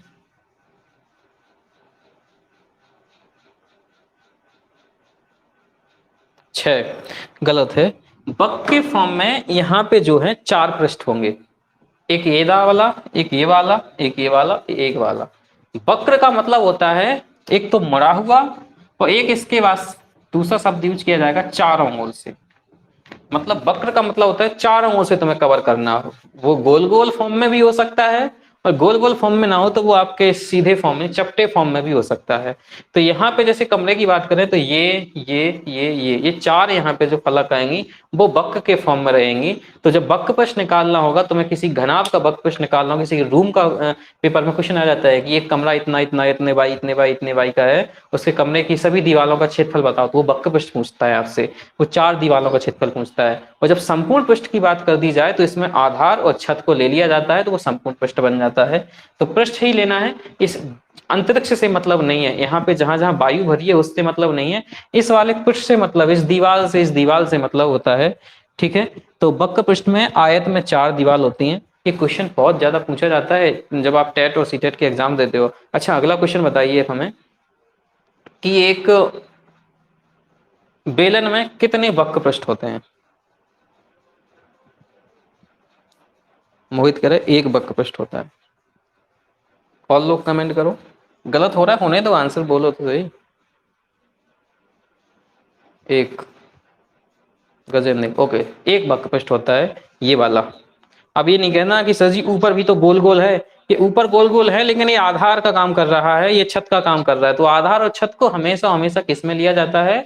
उसमें आपके संपूर्ण पृष्ठ में लिया जाता है। तो एक जो बेलन है उसमें एक वक्र पृष्ठ होता है और 2 आपके और फलक होते हैं, नहीं कुल 3 फलक होते हैं, 3 पृष्ठ होते हैं, जिसमें एक वक्र पृष्ठ होता है और 2 आपके सीधे वाले पृष्ठ होते हैं। ठीक है, एक लास्ट क्वेश्चन, एक शंकु में कितने पृष्ठ होते हैं वक्र के फॉर्म में और सीधे फॉर्म में? वक्र में कितने पृष्ठ होते हैं? एक सॉरी, शंकु में कितने पृष्ठ होते हैं? सब आंसर बता रहे हैं 3 3 3। लव कहता रहे 2, सौम्या कह रही 1। तो इसमें 2 पृष्ठ होते हैं, एक पृष्ठ होता है वक्र के फॉर्म में, ऊपर कोई पृष्ठ होता नहीं है, ऊपर एक पॉइंट आ जाता है तो वो कुछ नहीं होता है, खत्म हो जाता है वो। एक होता है वक्र के फॉर्म में और एक होता है नीचे सर्किल के फॉर्म में। सर्किल के फॉर्म में आधार वाला होता है, इसकी छत नहीं होती है, तो छत को नहीं लगा। कभी आपसे क्वेश्चन पूछ लिया जाए कि शंकु में कितने फलक हैं तो आंसर करना 2, शंकु में कितने वक्र के रूप में फलक हैं तो आंसर करना 1। एक नीचे हो जाएगा आपका दूसरा वाला, टोटल हो जाएंगे 2 फलक।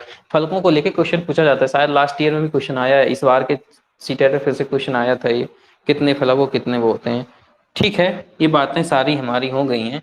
अब हमने इनके क्वेश्चंस भी छोटे छोटे कर लिए हैं और ये भी कर लिए। मैं कभी आपको एक फॉर्म, इस सीट के फॉर्म में आपको 1D 2D 3D के स्ट्रक्चर को लेके, इनकी थ्योरी को लेके, पेडालॉजी इनकी को लेके जो जो क्वेश्चंस आ सकते होंगे वो मैं कवर करने की कोशिश करूंगा और फिर मैं वो जो है दे दूंगा। अच्छा, एक बात और याद रखना, आपका आयत का उसका औसत का कल एक टेस्ट हो गया, टेस्ट कुछ ही लोगों ने दिया था, सब लोगों ने नहीं दिया, तो आप टेस्ट को जरूर प्रेफर करें, क्योंकि टेस्ट से होगा क्या कि जो इंपॉर्टेंट सिलेक्टेड क्वेश्चंस होते हैं जो बार बार पूछे जा रहे होते हैं, हम उन्हीं को कवर करते हैं। तो अगर आप एक बार टेस्ट देते हो, आप जैसे ऑनलाइन नहीं दे पा रहे हो, आप लाइव नहीं दे पा रहे हो, तो बाद में जरूर लगा लेना। उससे क्या होगा कि उसमें एक एक टाइप के होते हैं तो आपके सारे के सारे चैप्टर पूरा कवर हो जाएगा। जैसे उसमें 15 क्वेश्चन तो वो 15 टाइप के हैं, तो अगर आप 15 टाइप के क्वेश्चंस को लगाओगे तो उसमें क्या होगा, आपका ये मान के चलिए कि आपका 80% चैप्टर खत्म हो गया उसको एक सीट को लगा लेने से। तो टेस्ट जरूर लगाना, लाइव ना लगा पाओ तो ऑफलाइन लगा लेना, क्योंकि उससे आपके क्या होते हैं पूरे के पूरे चैप्टर रिवाइज हो जाता है। एक मान लीजिए कभी और औसत का अगर चैप्टर ले लिए जाए, मान लीजिए टेस्ट लेंगे तो जो क्वेश्चन रह गए होंगे सिलेक्टेड क्वेश्चन उसको कवर कर लेंगे। तो कभी अगर आप मान लीजिए इन फ्यूचर आप जब प्रैक्टिस करने जाओगे तो क्या करना कि उन्हीं सीटों को सबसे पहले लगाना जो उसमें हमने टेस्ट में सबमिट की गई होंगी, क्योंकि टेस्ट में सबमिट करने का मतलब होता है अलग अलग क्वेश्चंस को, सिलेक्टेड क्वेश्चंस को रखना। तो इनको सेव भी करते जाना, कई बार जब भी आप रिवाइज करो किसी भी चैप्टर को, किसी भी एग्जाम को लेके, पहले टेस्ट की सीट लगा लेना, क्योंकि उसमें आपको क्वेश्चन रिपीट, किताब उठाओगे तो उसमें क्या होता है कई सारे क्वेश्चंस होते हैं तो समझ में नहीं आता स्टार्ट कहाँ से करें खत्म कहाँ से करें। तो टेस्ट की सीट को लगाने से आपको ये सारी चीजें मिल जाएंगी। ठीक है, नहीं डेली नहीं होता है टेस्ट, टेस्ट होगा आपका वीकली फॉर्म में या एक हफ्ता में आपके जो है 2 बार टेस्ट करा देंगे, वो चैप्टर खत्म होने पे डिपेंड करेगा, डेली नहीं होगा टेस्ट। चलिए, तो ये सारी आप चीजें समझ गए होंगे, बहुत बढ़िया से इस चैप्टर को एक बार फिर से समझ लेना। हमें अब क्षेत्रफल पढ़ना है, हमें अब 2D पढ़ना है, और 2D में हमें सबसे पहले पढ़ना है त्रिभुज। और एक बात और याद रखना, त्रिभुज एक सबसे ज्यादा इम्पोर्टेंट और सबसे ज्यादा बड़ा टॉपिक है आपका 2D का। त्रिभुज पढ़ लिया तो ये मान के चलना कि आपने जो है 70% जो है 60 से 70% आपने 2D खत्म कर दिया है। त्रिभुज का इम्पोर्टेंट आपके जब आप 3D पढ़ोगे तो उसमें भी इसकी हेल्प ले ली जाती है। त्रिभुज बहुत बड़ा है, ठीक है, वृत्त से बड़ा है, चतुर्भुज से बड़ा है, और इससे क्वेश्चन भी बहुत ज्यादा पूछे जाते हैं। तो जब भी आप प्रैक्टिस करें तो त्रिभुज पे ज्यादा प्रैक्टिस करें, इससे काफी सारी चीजें होती है, इसमें कई सारी चीजें बन जाती हैं। ठीक है, तो हम त्रिभुज को सबसे पहले पढ़ रहे हैं, अब स्टार्ट करते हैं त्रिभुज को। 10:04 हुए हैं, हम लोग की क्लास रहेगी आज 10:30 तक, यानी अभी आधे घंटे की क्लास और होगी। अगर आप 1 मिनट में पानी मैंने आपको पीना हो तो पी लीजिए, ठीक है, 1 मिनट के बाद हम फिर से स्टार्ट कर रहे हैं क्लास। अभी कंटिन्यू ही चलेगी, मैं उसको ब्रेक नहीं कर रहा हूँ।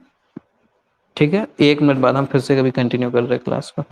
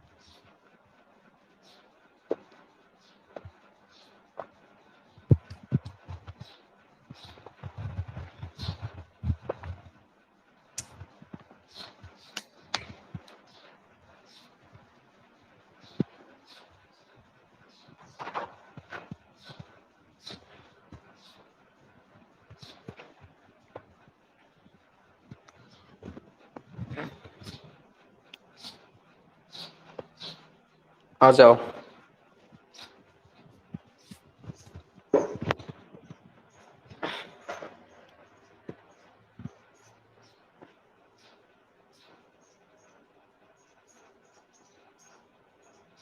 आ गए सब लोग?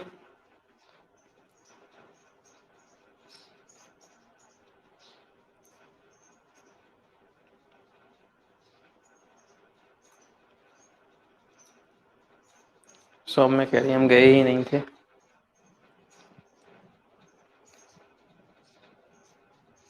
करें कंटिन्यू?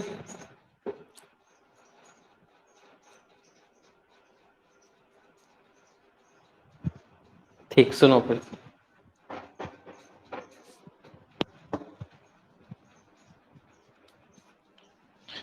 लंबी क्लास होती है 1.5 घंटे की, तो पानी की बोतल पास में रखा करो, ठीक है। सुनिए, त्रिभुज।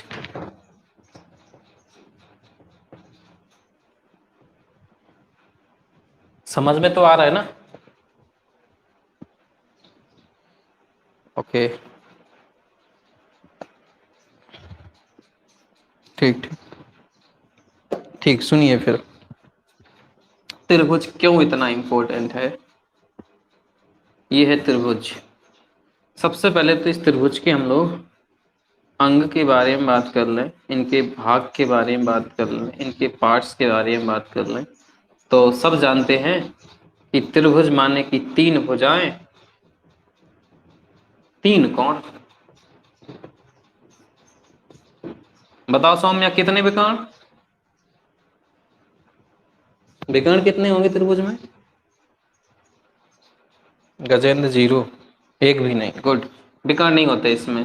अच्छा, अभी भी कल पर टॉपिक पढ़ा था विकर्ण का, अंजलि बताएंगी। विकर्ण के फॉर्मूला क्या होता है विकर्ण निकालने का, याद है? विकर्ण को निकालने का फॉर्मूला क्या था? n-3, बस। n(n-3/2)। 3 और 3 में से 3 जाएगा 0, तो एक भी नहीं आएंगे, तो विकर्ण नहीं होते इसमें। ओके, इसके बाद त्रिभुज में 3 शीर्ष, ये हो गए अंग। दूसरी चीज याद रखनी है, इसका प्रकार। ये कहाँ का है, ये कौन से इलाके का है? 1D, 2D के 3D? किस इलाके का है ये? 2D के ना। क्षेत्रफल होता है इसमें, एक बात याद रखना। ओके, तीसरी चीज याद रखनी है कि इससे बनता क्या क्या है, इससे और क्या क्या रचना आप कर सकते हो, आगे ये कहाँ जा सकता है। यानी इस 2D से इसको अगर आधार मान लिया जाए तो ये क्या क्या बना देता है? प्रिज्म भी बना देता है ये, और पिरामिड भी बना देता है। ठीक, ओके। चौथी चीज याद क्या रखनी है इसमें, इसमें पाया क्या क्या जाता है। तो या तो आपसे क्षेत्रफल पूछेंगे या आपसे परिमाप पूछेंगे, क्योंकि ये 2D है, आपसे आयतन नहीं पूछेंगे कभी भी। इसके बाद और क्या चीज होती है त्रिभुज में जो इसको इम्पोर्टेंट बना देती है? तो इसमें क्या होता है, त्रिभुज में जब आप लाइंस को खींच लो एक, तो यहाँ पे एक समरूपता और सर्वांग क्षमता, समरूपता और सर्वांग क्षमता, 2 शब्द निकल के आ जाते हैं। सर्वांग क्षमता और समरूपता कक्षा 8 में पढ़े होगे। एक जैसा दिखना समरूपता है, और एक जैसा दिखने के साथ साथ वही चीज होना, वो समरूप, वो सर्वांग क्षमता है। जैसे कि एक कंपनी में जो है मार्कर बन रहे हैं, ये मार्कर एक दूसरा मार्कर, तो वो सर्वांग सम कहलाएगा ये चीज। और एक जैसा दिखना यानी कि एक एक कोई किताब है और उससे एक बड़ी किताब है, वैसे ही उतना वैसे ही शेप है बड़ी किताब, वो समरूपता कहलाता है। रूप एक जैसा हो वो समरूप है, और वो खुद ही वही चीज हो सेम, वो सर्वांग क्षमता है। आगे जाके बात करेंगे। तो ये चीजें इसमें पढ़नी है तो बहुत ज्यादा हो जाता है इसमें।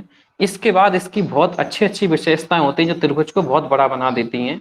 जैसे कि त्रिभुज के बाहर वृत्त खींच देना, त्रिभुज के अंदर वृत्त खींच देना, अंतः वृत्त, बाह्य वृत्त, इसमें माध्यिका, ये सारी इसकी काफी बड़ी बड़ी विशेषताएं होती हैं। माध्यिका, सर्वा, और इसके बाद लंब समद्विभाजक, शीर्ष लंब, लंब केंद्र, वो एक बड़ा टॉपिक आता है, तो उस वजह से क्या कर देता है इसको और बड़ा बना देता है। फिर इसमें कुछ और चीजें आती हैं, त्रिभुज के काफी सारे प्रकार होते हैं, जैसे आपने चतुर्भुज के प्रकार पढ़े होंगे, वृत्त, आयत, समचतुर्भुज, ऐसे त्रिभुज के प्रकार होते हैं। 3 प्रकार होते हैं जो 6 के फॉर्म में ढल जाते हैं। यानी कि एक निगाह से देखोगे, एक तरीके से देखोगे तो आपको 3 दिखेंगे, दूसरे तरीके से देखोगे 3 दिखेंगे, होते वो 3 हैं, दिखते वो 6 हैं। यानी कोण के आधार पर देखोगे तो 3 आते हैं, और भुजा के आधार पर देखोगे तो 3 आएंगे, वो हम बातें करेंगे। तो ये त्रिभुज को और बड़ा बना देता है। इसके बाद त्रिभुज में हम लोग क्षेत्रफल तो निकाल ही लेंगे, परिमाप निकाल लेंगे, बाकी चीजें खुद त्रिभुज की मेन प्रॉपर्टी होती है, नहीं जो फंडामेंटल प्रॉपर्टी होती है त्रिभुज की, वो आपको पढ़नी रहेंगी।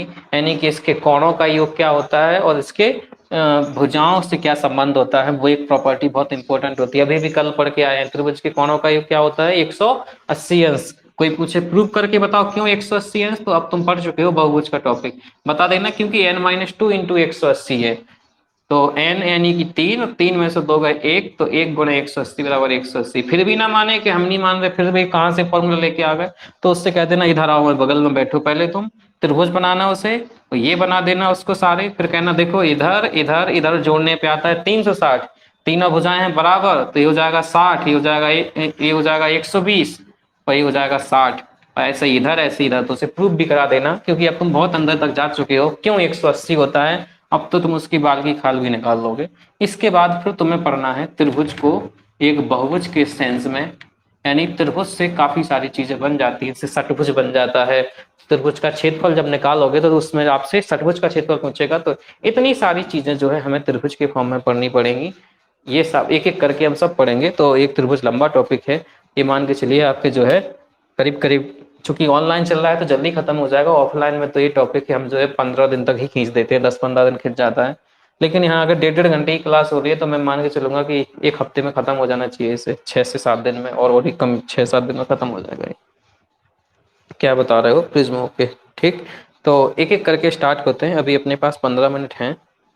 तो सबसे पहले हम लोग त्रिभुज में क्या पढ़ेंगे, त्रिभुज की फंडामेंटल प्रॉपर्टी क्या होती है वो चीज है। ठीक, एक काम कीजिए, अब थोड़ा सा लिखना भी स्टार्ट कर, एक काम इसका स्क्रीनशॉट ले लो आप, ये सारी चीजें जो मैंने बोली हैं इसको रिवाइज करके खुद से नोट्स बना लेना, ठीक है, इसका स्क्रीनशॉट ले लो। ओके, ले लिया होगा तुमने। चलिए अब आगे से हेडिंग डाल के हम सबसे पहले क्या लिखेंगे, त्रिभुज की आप ये भाग लिख लेना, ये सारी चीजें लिख लेना, फिर आपको फंडामेंटल प्रॉपर्टी लिखनी है, अगर लिखी हुई होंगी, अच्छा ऑफलाइन क्लास में हमने लिखा दिया था, तो आपकी 2 फंडामेंटल प्रॉपर्टी होती हैं त्रिभुज की, वो आपको याद है, तो वो फंडामेंटल प्रॉपर्टी क्या है वो मैं आपको एक बार बता दूं, फिर से रिवाइज करा दूं, कि एक होती है कोण को लेके, तो उस पर तो चर्चा हो चुकी थी, वहां पे हम नहीं जाएंगे। एक होती है भुजा को लेके त्रिभुज की फंडामेंटल प्रॉपर्टी, उस पे हम लोग अभी 1-2 क्वेश्चंस और करते जाएंगे। थ्योरी लिखी है तुम्हारी, थ्योरी होती क्या है कि जो त्रिभुज की 3 भुजाएं होती हैं वो ऐसे नहीं होती कि कोई मुंह उठा के आओ ऐसे कोई सी भुजा बना दो त्रिभुज बन जाएगा, कि वो 3 भुजाएं दे दे तुम्हें, लो 2 3 4, लो 1 2 3, लो 3 4 5, और वो त्रिभुज बन जाएगा, नहीं बनेगा त्रिभुज। त्रिभुज बनाने के लिए इन भुजाओं में भी एक बढ़िया सा संबंध होता है, और जब वो संबंध फिक्स होता है तब भी उस त्रिभुज में उस त्रिभुज की रचना संभव है, इसके अगर ऐसा नहीं है तो त्रिभुज बन नहीं पाएगा। अच्छा वो क्या चीज संभव है कि जो त्रिभुज की 3 भुजाएं हैं, मान लीजिए ए बी सी, ये ए हो गई, ये बी हो गई, ये सी हो गई, तो अगर वो ए बी सी भुजाएं ऐसी हैं कि अगर 2 भुजाओं को आप जोड़ोगे, इसको जोड़ दिया इसको जोड़ दिया, और इनको जोड़ने वाला जो मान है अगर ये तीसरी भुजा से बढ़ा है, तब तो वो त्रिभुज बन पाएगा, नहीं तो आप कुछ भी करते रहो तो चाहे तुम जो है पेंसिल को इधर खिसकाओ चाहे इधर खिसकाओ, वो आपसे त्रिभुज बनेगा नहीं। अगर आपने भुजाएं ऐसी ली हैं कि दो भुजाओं का योग तीसरे से बड़ा है तब तो त्रिभुज बनेगा। अगर ये बराबर हो जाएगा, इसके दो भुजाओं का योग तीसरे का, त्रिभुज नहीं बनेगा। या इनका योग जो है इनका छोटा हो जाए ये बड़ा हो जाए तो भी त्रिभुज नहीं बनेगा। यानी कि अगर इन भुजाओं को लेके बात करें 2 3 4 को, तो त्रिभुज बन जाएगा। कैसे? 2 3 कितना होता है? 5, 4 से बड़ा है। 4 3 7, 2 से बड़ा है। 4 2 6, 3 से बड़ा है, त्रिभुज बन जाएगा। आप क्लास के बाद कोशिश करना, 1 2 3 सेंटीमीटर की भुजाओं को लेकर त्रिभुज में बनेगा नहीं, कभी आप त्रिभुज बना नहीं पाओगे। 1 की खींच लेना, फिर 2 की खींच लेना, 3 की खींच लेना, कभी त्रिभुज नहीं बनेगा। ठीक है? क्यों नहीं बनेगा? क्योंकि 2 और 1 कितना होता है? 3। ए प्लस बी बराबर सी हो रहा है, तो त्रिभुज नहीं बन सकता है। तो आप जब प्रॉपर्टी में लिखोगे उसमें तो लिख लेना कि किन्हीं त्रिभुज की दो भुजाओं का योग हमेशा हमेशा तीसरी भुजा से बड़ा होता है। अगर बड़ा है तो त्रिभुज बनेगा, नहीं तो त्रिभुज नहीं बनेगा। चलिए क्वेश्चन लिखिए आप लोग कॉपी पे और उस क्वेश्चन को लगाइए। क्वेश्चन है, निम्न में से कौन सी त्रिभुज की भुजाएं संभव नहीं है? लिखो। 20 30 40, 10 20 30, 10 15 20, 15 20 25। ए बी सी, बताओ कौन सा आंसर सही है?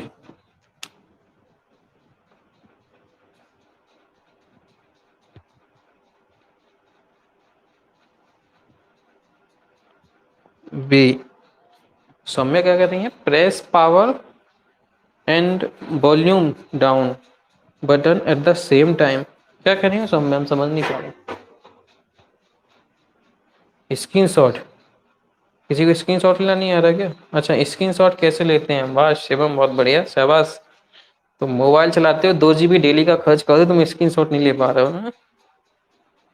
सही बात है। स्क्रीनशॉट लेने के लिए आप जो ऐप भी डाउनलोड कर लेना, अगर आपके मोबाइल में ऐप ना हो।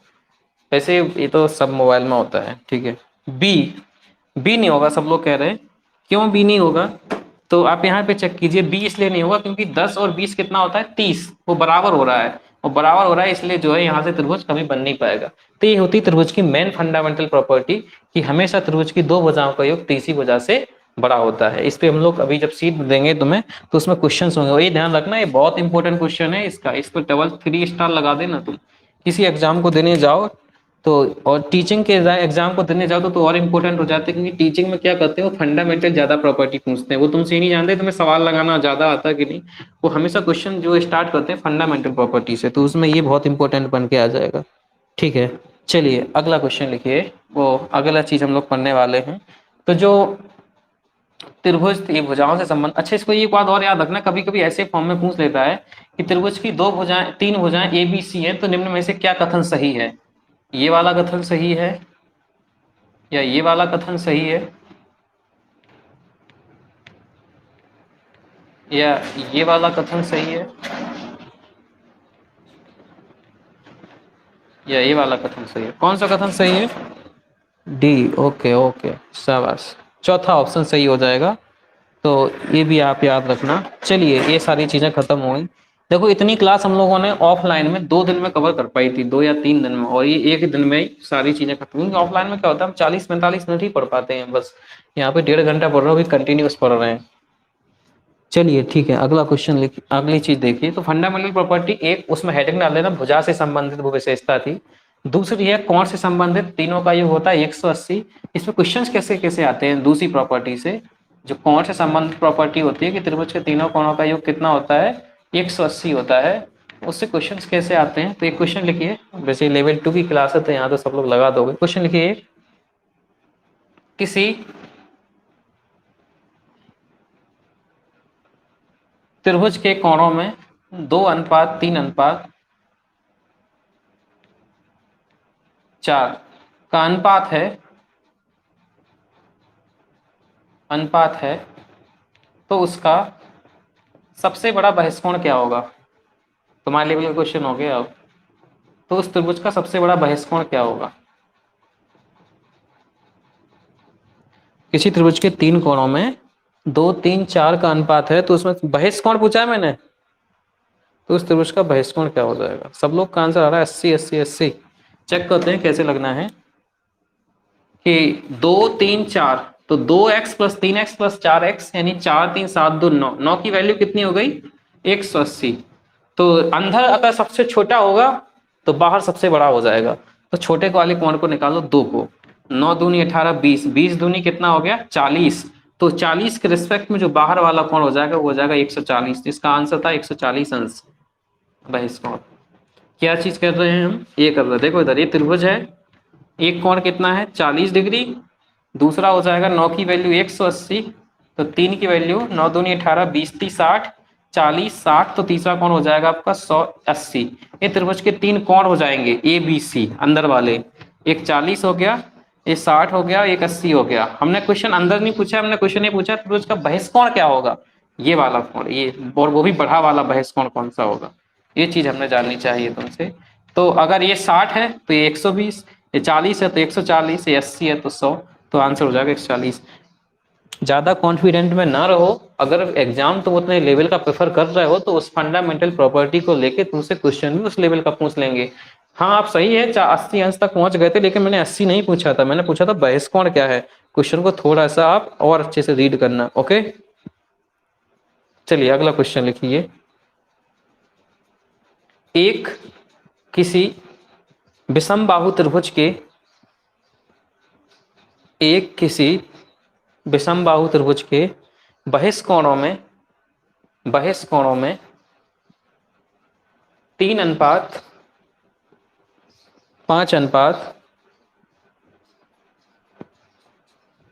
का अनुपात है, 3:5:1 का अनुपात है। यदि किसी विषमबाहु त्रिभुज के बहिष कोणों में 3:5:1 का अनुपात है, तो उस त्रिभुज का सबसे छोटा अंतः कोण कितना होगा, तो उस त्रिभुज का सबसे छोटा अंतः कोण कितना होगा, लगाओ।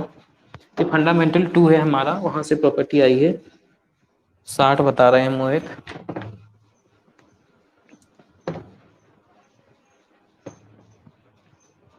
साठ, इनका लवगा भी 60 आ रहा है। देखो अब आप ये समझ लीजिए आंतरिक और बाह्य कोणों पे चर्चा होने लग गई है। केवल आंतरिक कोण नहीं बोल रहा हूँ मैं, बाह्य कोण भी बोल रहा हूँ इसके साथ साथ। गजेंद्र बता रहे 140। मैंने पूछा त्रिभुज का सबसे छोटा अंतः कोण कितना होगा, 3 लोग ही का आंसर आया, सब घूम गए कि पता नहीं कैसा क्वेश्चन आ गया अब। तुम तो हमेशा यही पढ़े थे कि बराबर में 180 रखो, कोण निकाल दो, बस बात खत्म है। अब तो बाह्य कोण अंतः कोण की भी चर्चा होने लग गई है। सौम्या का 60 आ रहा है। ओके ऋषि का 140 आ रहा है। चेक कीजिए, देखो मैं लगा रहा हूँ। मैंने कहा एक विषमबाहु त्रिभुज है। विषमबाहु त्रिभुज का मतलब है कि उसके जो है भुजाएं अलग अलग हैं, तो उसके बहिष कोण भी जो है अलग अलग रहे होंगे। एक इधर बना दिया, एक इधर बना दिया, इस भुजा को ले लिया हमने,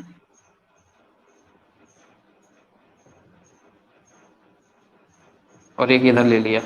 तो ये बहिष कोण एक ये हो गया, एक ये हो गया, एक हो गया। इनमें संबंध क्या दिया गया है 3 5 1, यानी ये 3x, ये 5x और ये x। आपको पता है बहिष कोणों का योग क्या होता है, चाहे वो त्रिभुज हो, चाहे वो चतुर्भुज हो, चाहे कुछ भी, हमेशा 360 होता है। तो 5x plus 3x plus x बराबर क्या लिखोगे 360, या 5 3 8 और 1 9, 9 की वैल्यू कितनी हो जाएगी 360। क्योंकि आपको सबसे छोटा अंतः कोण निकालना है तो तुम सबसे बड़ा बहिष कोण पता करो, यानी 5 की वैल्यू निकालो।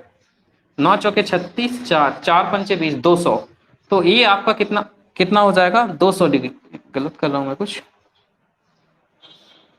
5 3 8 1 9, 9 की वैल्यू इतनी, तो ये 200 हो जाएगा। एक मिनट कुछ गड़बड़ हो रहा है।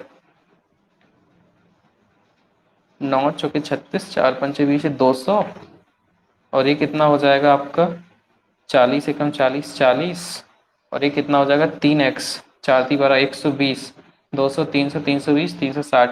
यानी कि ये क्वेश्चन ऐसा पॉसिबल नहीं हो सकता। कैसा पॉसिबल नहीं हो सकता है, उसके बहिष कोणों में 3:5:1 का अनुपात नहीं हो सकता, योग तो 360 होगा। क्योंकि आप बताओ एक सीधी लाइन कितनी होती है, हमेशा हमेशा 180 का योग करती है। तो ये तो एक कोण भी आपका 200 से ऊपर करा रहा है, तो फिर बहिष कोण अंतः कोण नहीं बनेगा। यानी कि एक त्रिभुज जब बनता है तो उसके कोणों में 3:5:1 का रेशियो नहीं आ सकता, कोई और रेशियो आना चाहिए। एग्री हो इस बात से? हाँ सौम्या कह नहीं बहिष कोण 200 आ रहा है तो अंतः कोण, ये क्वेश्चन जो है सौम्या, ये जो 3:5:1 का रेशियो है ये पॉसिबल नहीं होगा। लाइनर पेयर 180 होता है। हाँ चलिए, मैं ऐसा ही सेम क्वेश्चन और बोल रहा हूँ जो, चलो इस क्वेश्चन से भी तुम्हें बहुत कुछ सीखने के लिए मिल गया है कि ऐसा कोई नहीं है कि कोई कुछ भी अनुपात उठा के बोल दे। आपको एक अनुपात भी इसमें अच्छे तरीके से एडजस्ट करना पड़ेगा जो 360 पॉसिबल हो पा रहा हो। चलिए नेक्स्ट क्वेश्चन लिखिए जो मैं बोल रहा हूँ। लिखिए अगला क्वेश्चन लिखिए। एक विषमबाहु त्रिभुज के बहिष्ठ कोणों में, एक विषमबाहु त्रिभुज के बहिष्ठ कोणों में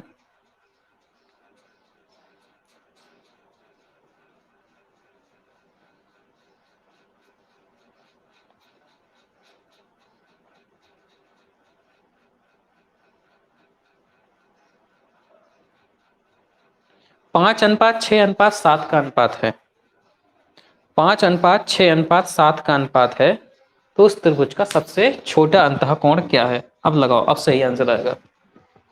एक त्रिभुज के बहिष्ठ कोण में 5:6:7 का अनुपात है बहिष्ठ कोणों में, तो उसका सबसे छोटा अंतःकोण क्या होगा? अब देखो सबका आंसर आ रहा है 40 40 40। कुछ नेगेटिव चीजें भी हमें जो है क्लास के दौरान काफी चीजें सिखा देती हैं, ये बात ध्यान रखना आप।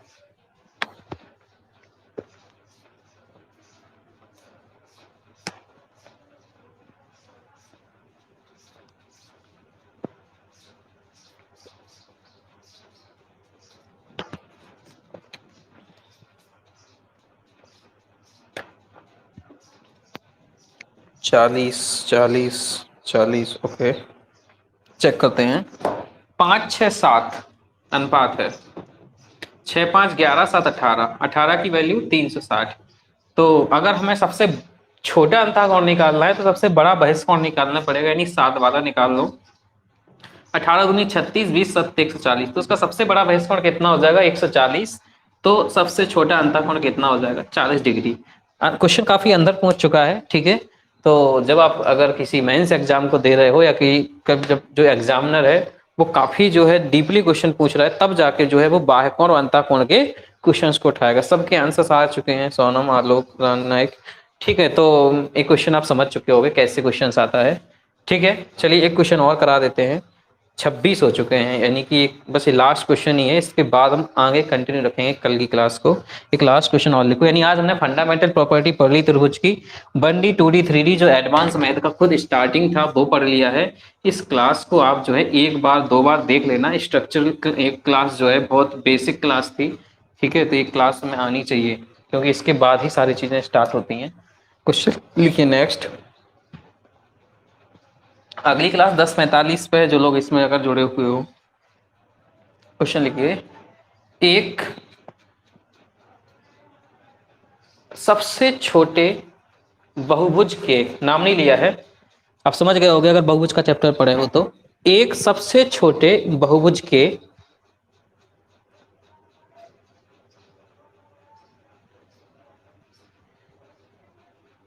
दो बहिष्ठ कोणों में, दो बहिष्ठ कोणों में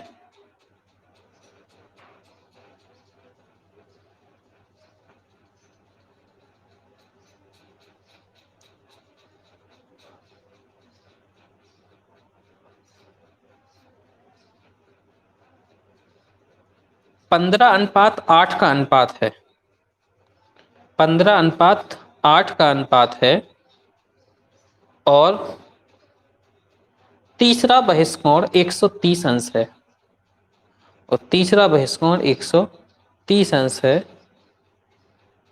तो तो इस त्रिभुज तो इस त्रिभुज का सबसे बड़ा अंतःकोण कितने माप का होगा? सबसे बड़ा अंतःकोण कितने माप का होगा?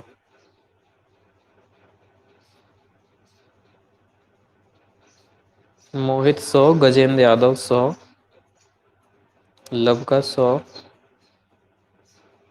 सौम्या 100, ओके, आलोक भैया 100, ठीक, शाबाश, ठीक। तो देखो तुम लोगों ने किया कैसे होगा ये क्वेश्चन को।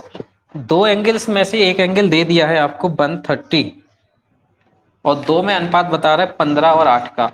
तो 360 में से पहले तो ये घटा लो, 230 बचा, ये 15/8 में डिस्ट्रीब्यूट था, तो 15/8 23, 23 की वैल्यू 230। आपको सबसे बड़ा अंतःकोण पता करना है, सबसे छोटा आप जो है बाह्यकोण पता करो। तो सबसे छोटा बाह्यकोण कौन हो जाएगा, ये 3 की वैल्यू निकालोगे तो ये कितना हो जाएगा 80। तो एक बाह्यकोण 80 है, एक 130 है, सबसे छोटा 80 हो गया। तो उस रिस्पेक्ट में आपका अंतःकोण जो होगा सबसे बड़ा कितना हो जाएगा 100 डिग्री। पेपर में ध्यान से लगाना क्वेश्चन, अंतःकोण बाह्यकोण पे इतने कठिन क्वेश्चन कठिन एग्जाम्स में आते हैं, फिर तुम जो है एग्जाम उठाओ और सब में यही चीज देखने लग जाओगे। जब ऐसा हो तब ऐसा उठाना, नहीं तो सीधा क्वेश्चन वही होता है जो तुमने सबसे पहले गलती की थी कि आपने योग 180 कर दिया था ना, वैसे ही मोस्टली क्वेश्चन आते हैं ये तब जब ऐसा हो। चलिए ये क्लास हम यहाँ खत्म कर रहे हैं। अच्छा एक चीज और यार, 10-30 हो चुके हैं, क्या बोलना था हमें, हाँ आपका जो है एक एवरेज का टेस्ट हो चुका है, वो बहुभुज का टॉपिक खत्म हो गया है, तो बहुभुज के टॉपिक का टेस्ट होगा आपका, कल नहीं होगा, परसों या नरसों हो सकता है, या तो परसों होगा या नरसों होगा। तो आप 2 दिन में 3 क्लास है अपनी बहुभुज की। मुझे नहीं लगता कि 3 क्लास पढ़ने के बाद आपको कहीं और से पढ़ने की जरूरत पड़ेगी। आप तीनों क्लासों को रिवाइज कर लेना एक बार, इसके बाद अपनी किताब जो प्रेफर करते हो उसको लगा लेना।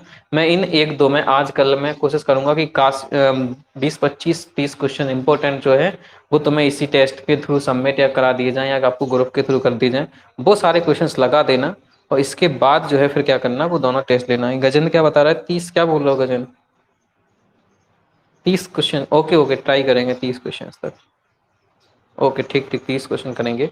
तो अपना मतलब 2-3 दिन के बाद बहुभुज का टॉपिक हो, क्योंकि तुम भूल जाओगे नहीं तो फिर वो, तो एक ये इतना कर लेना। ओके ठीक ठीक, थैंक यू।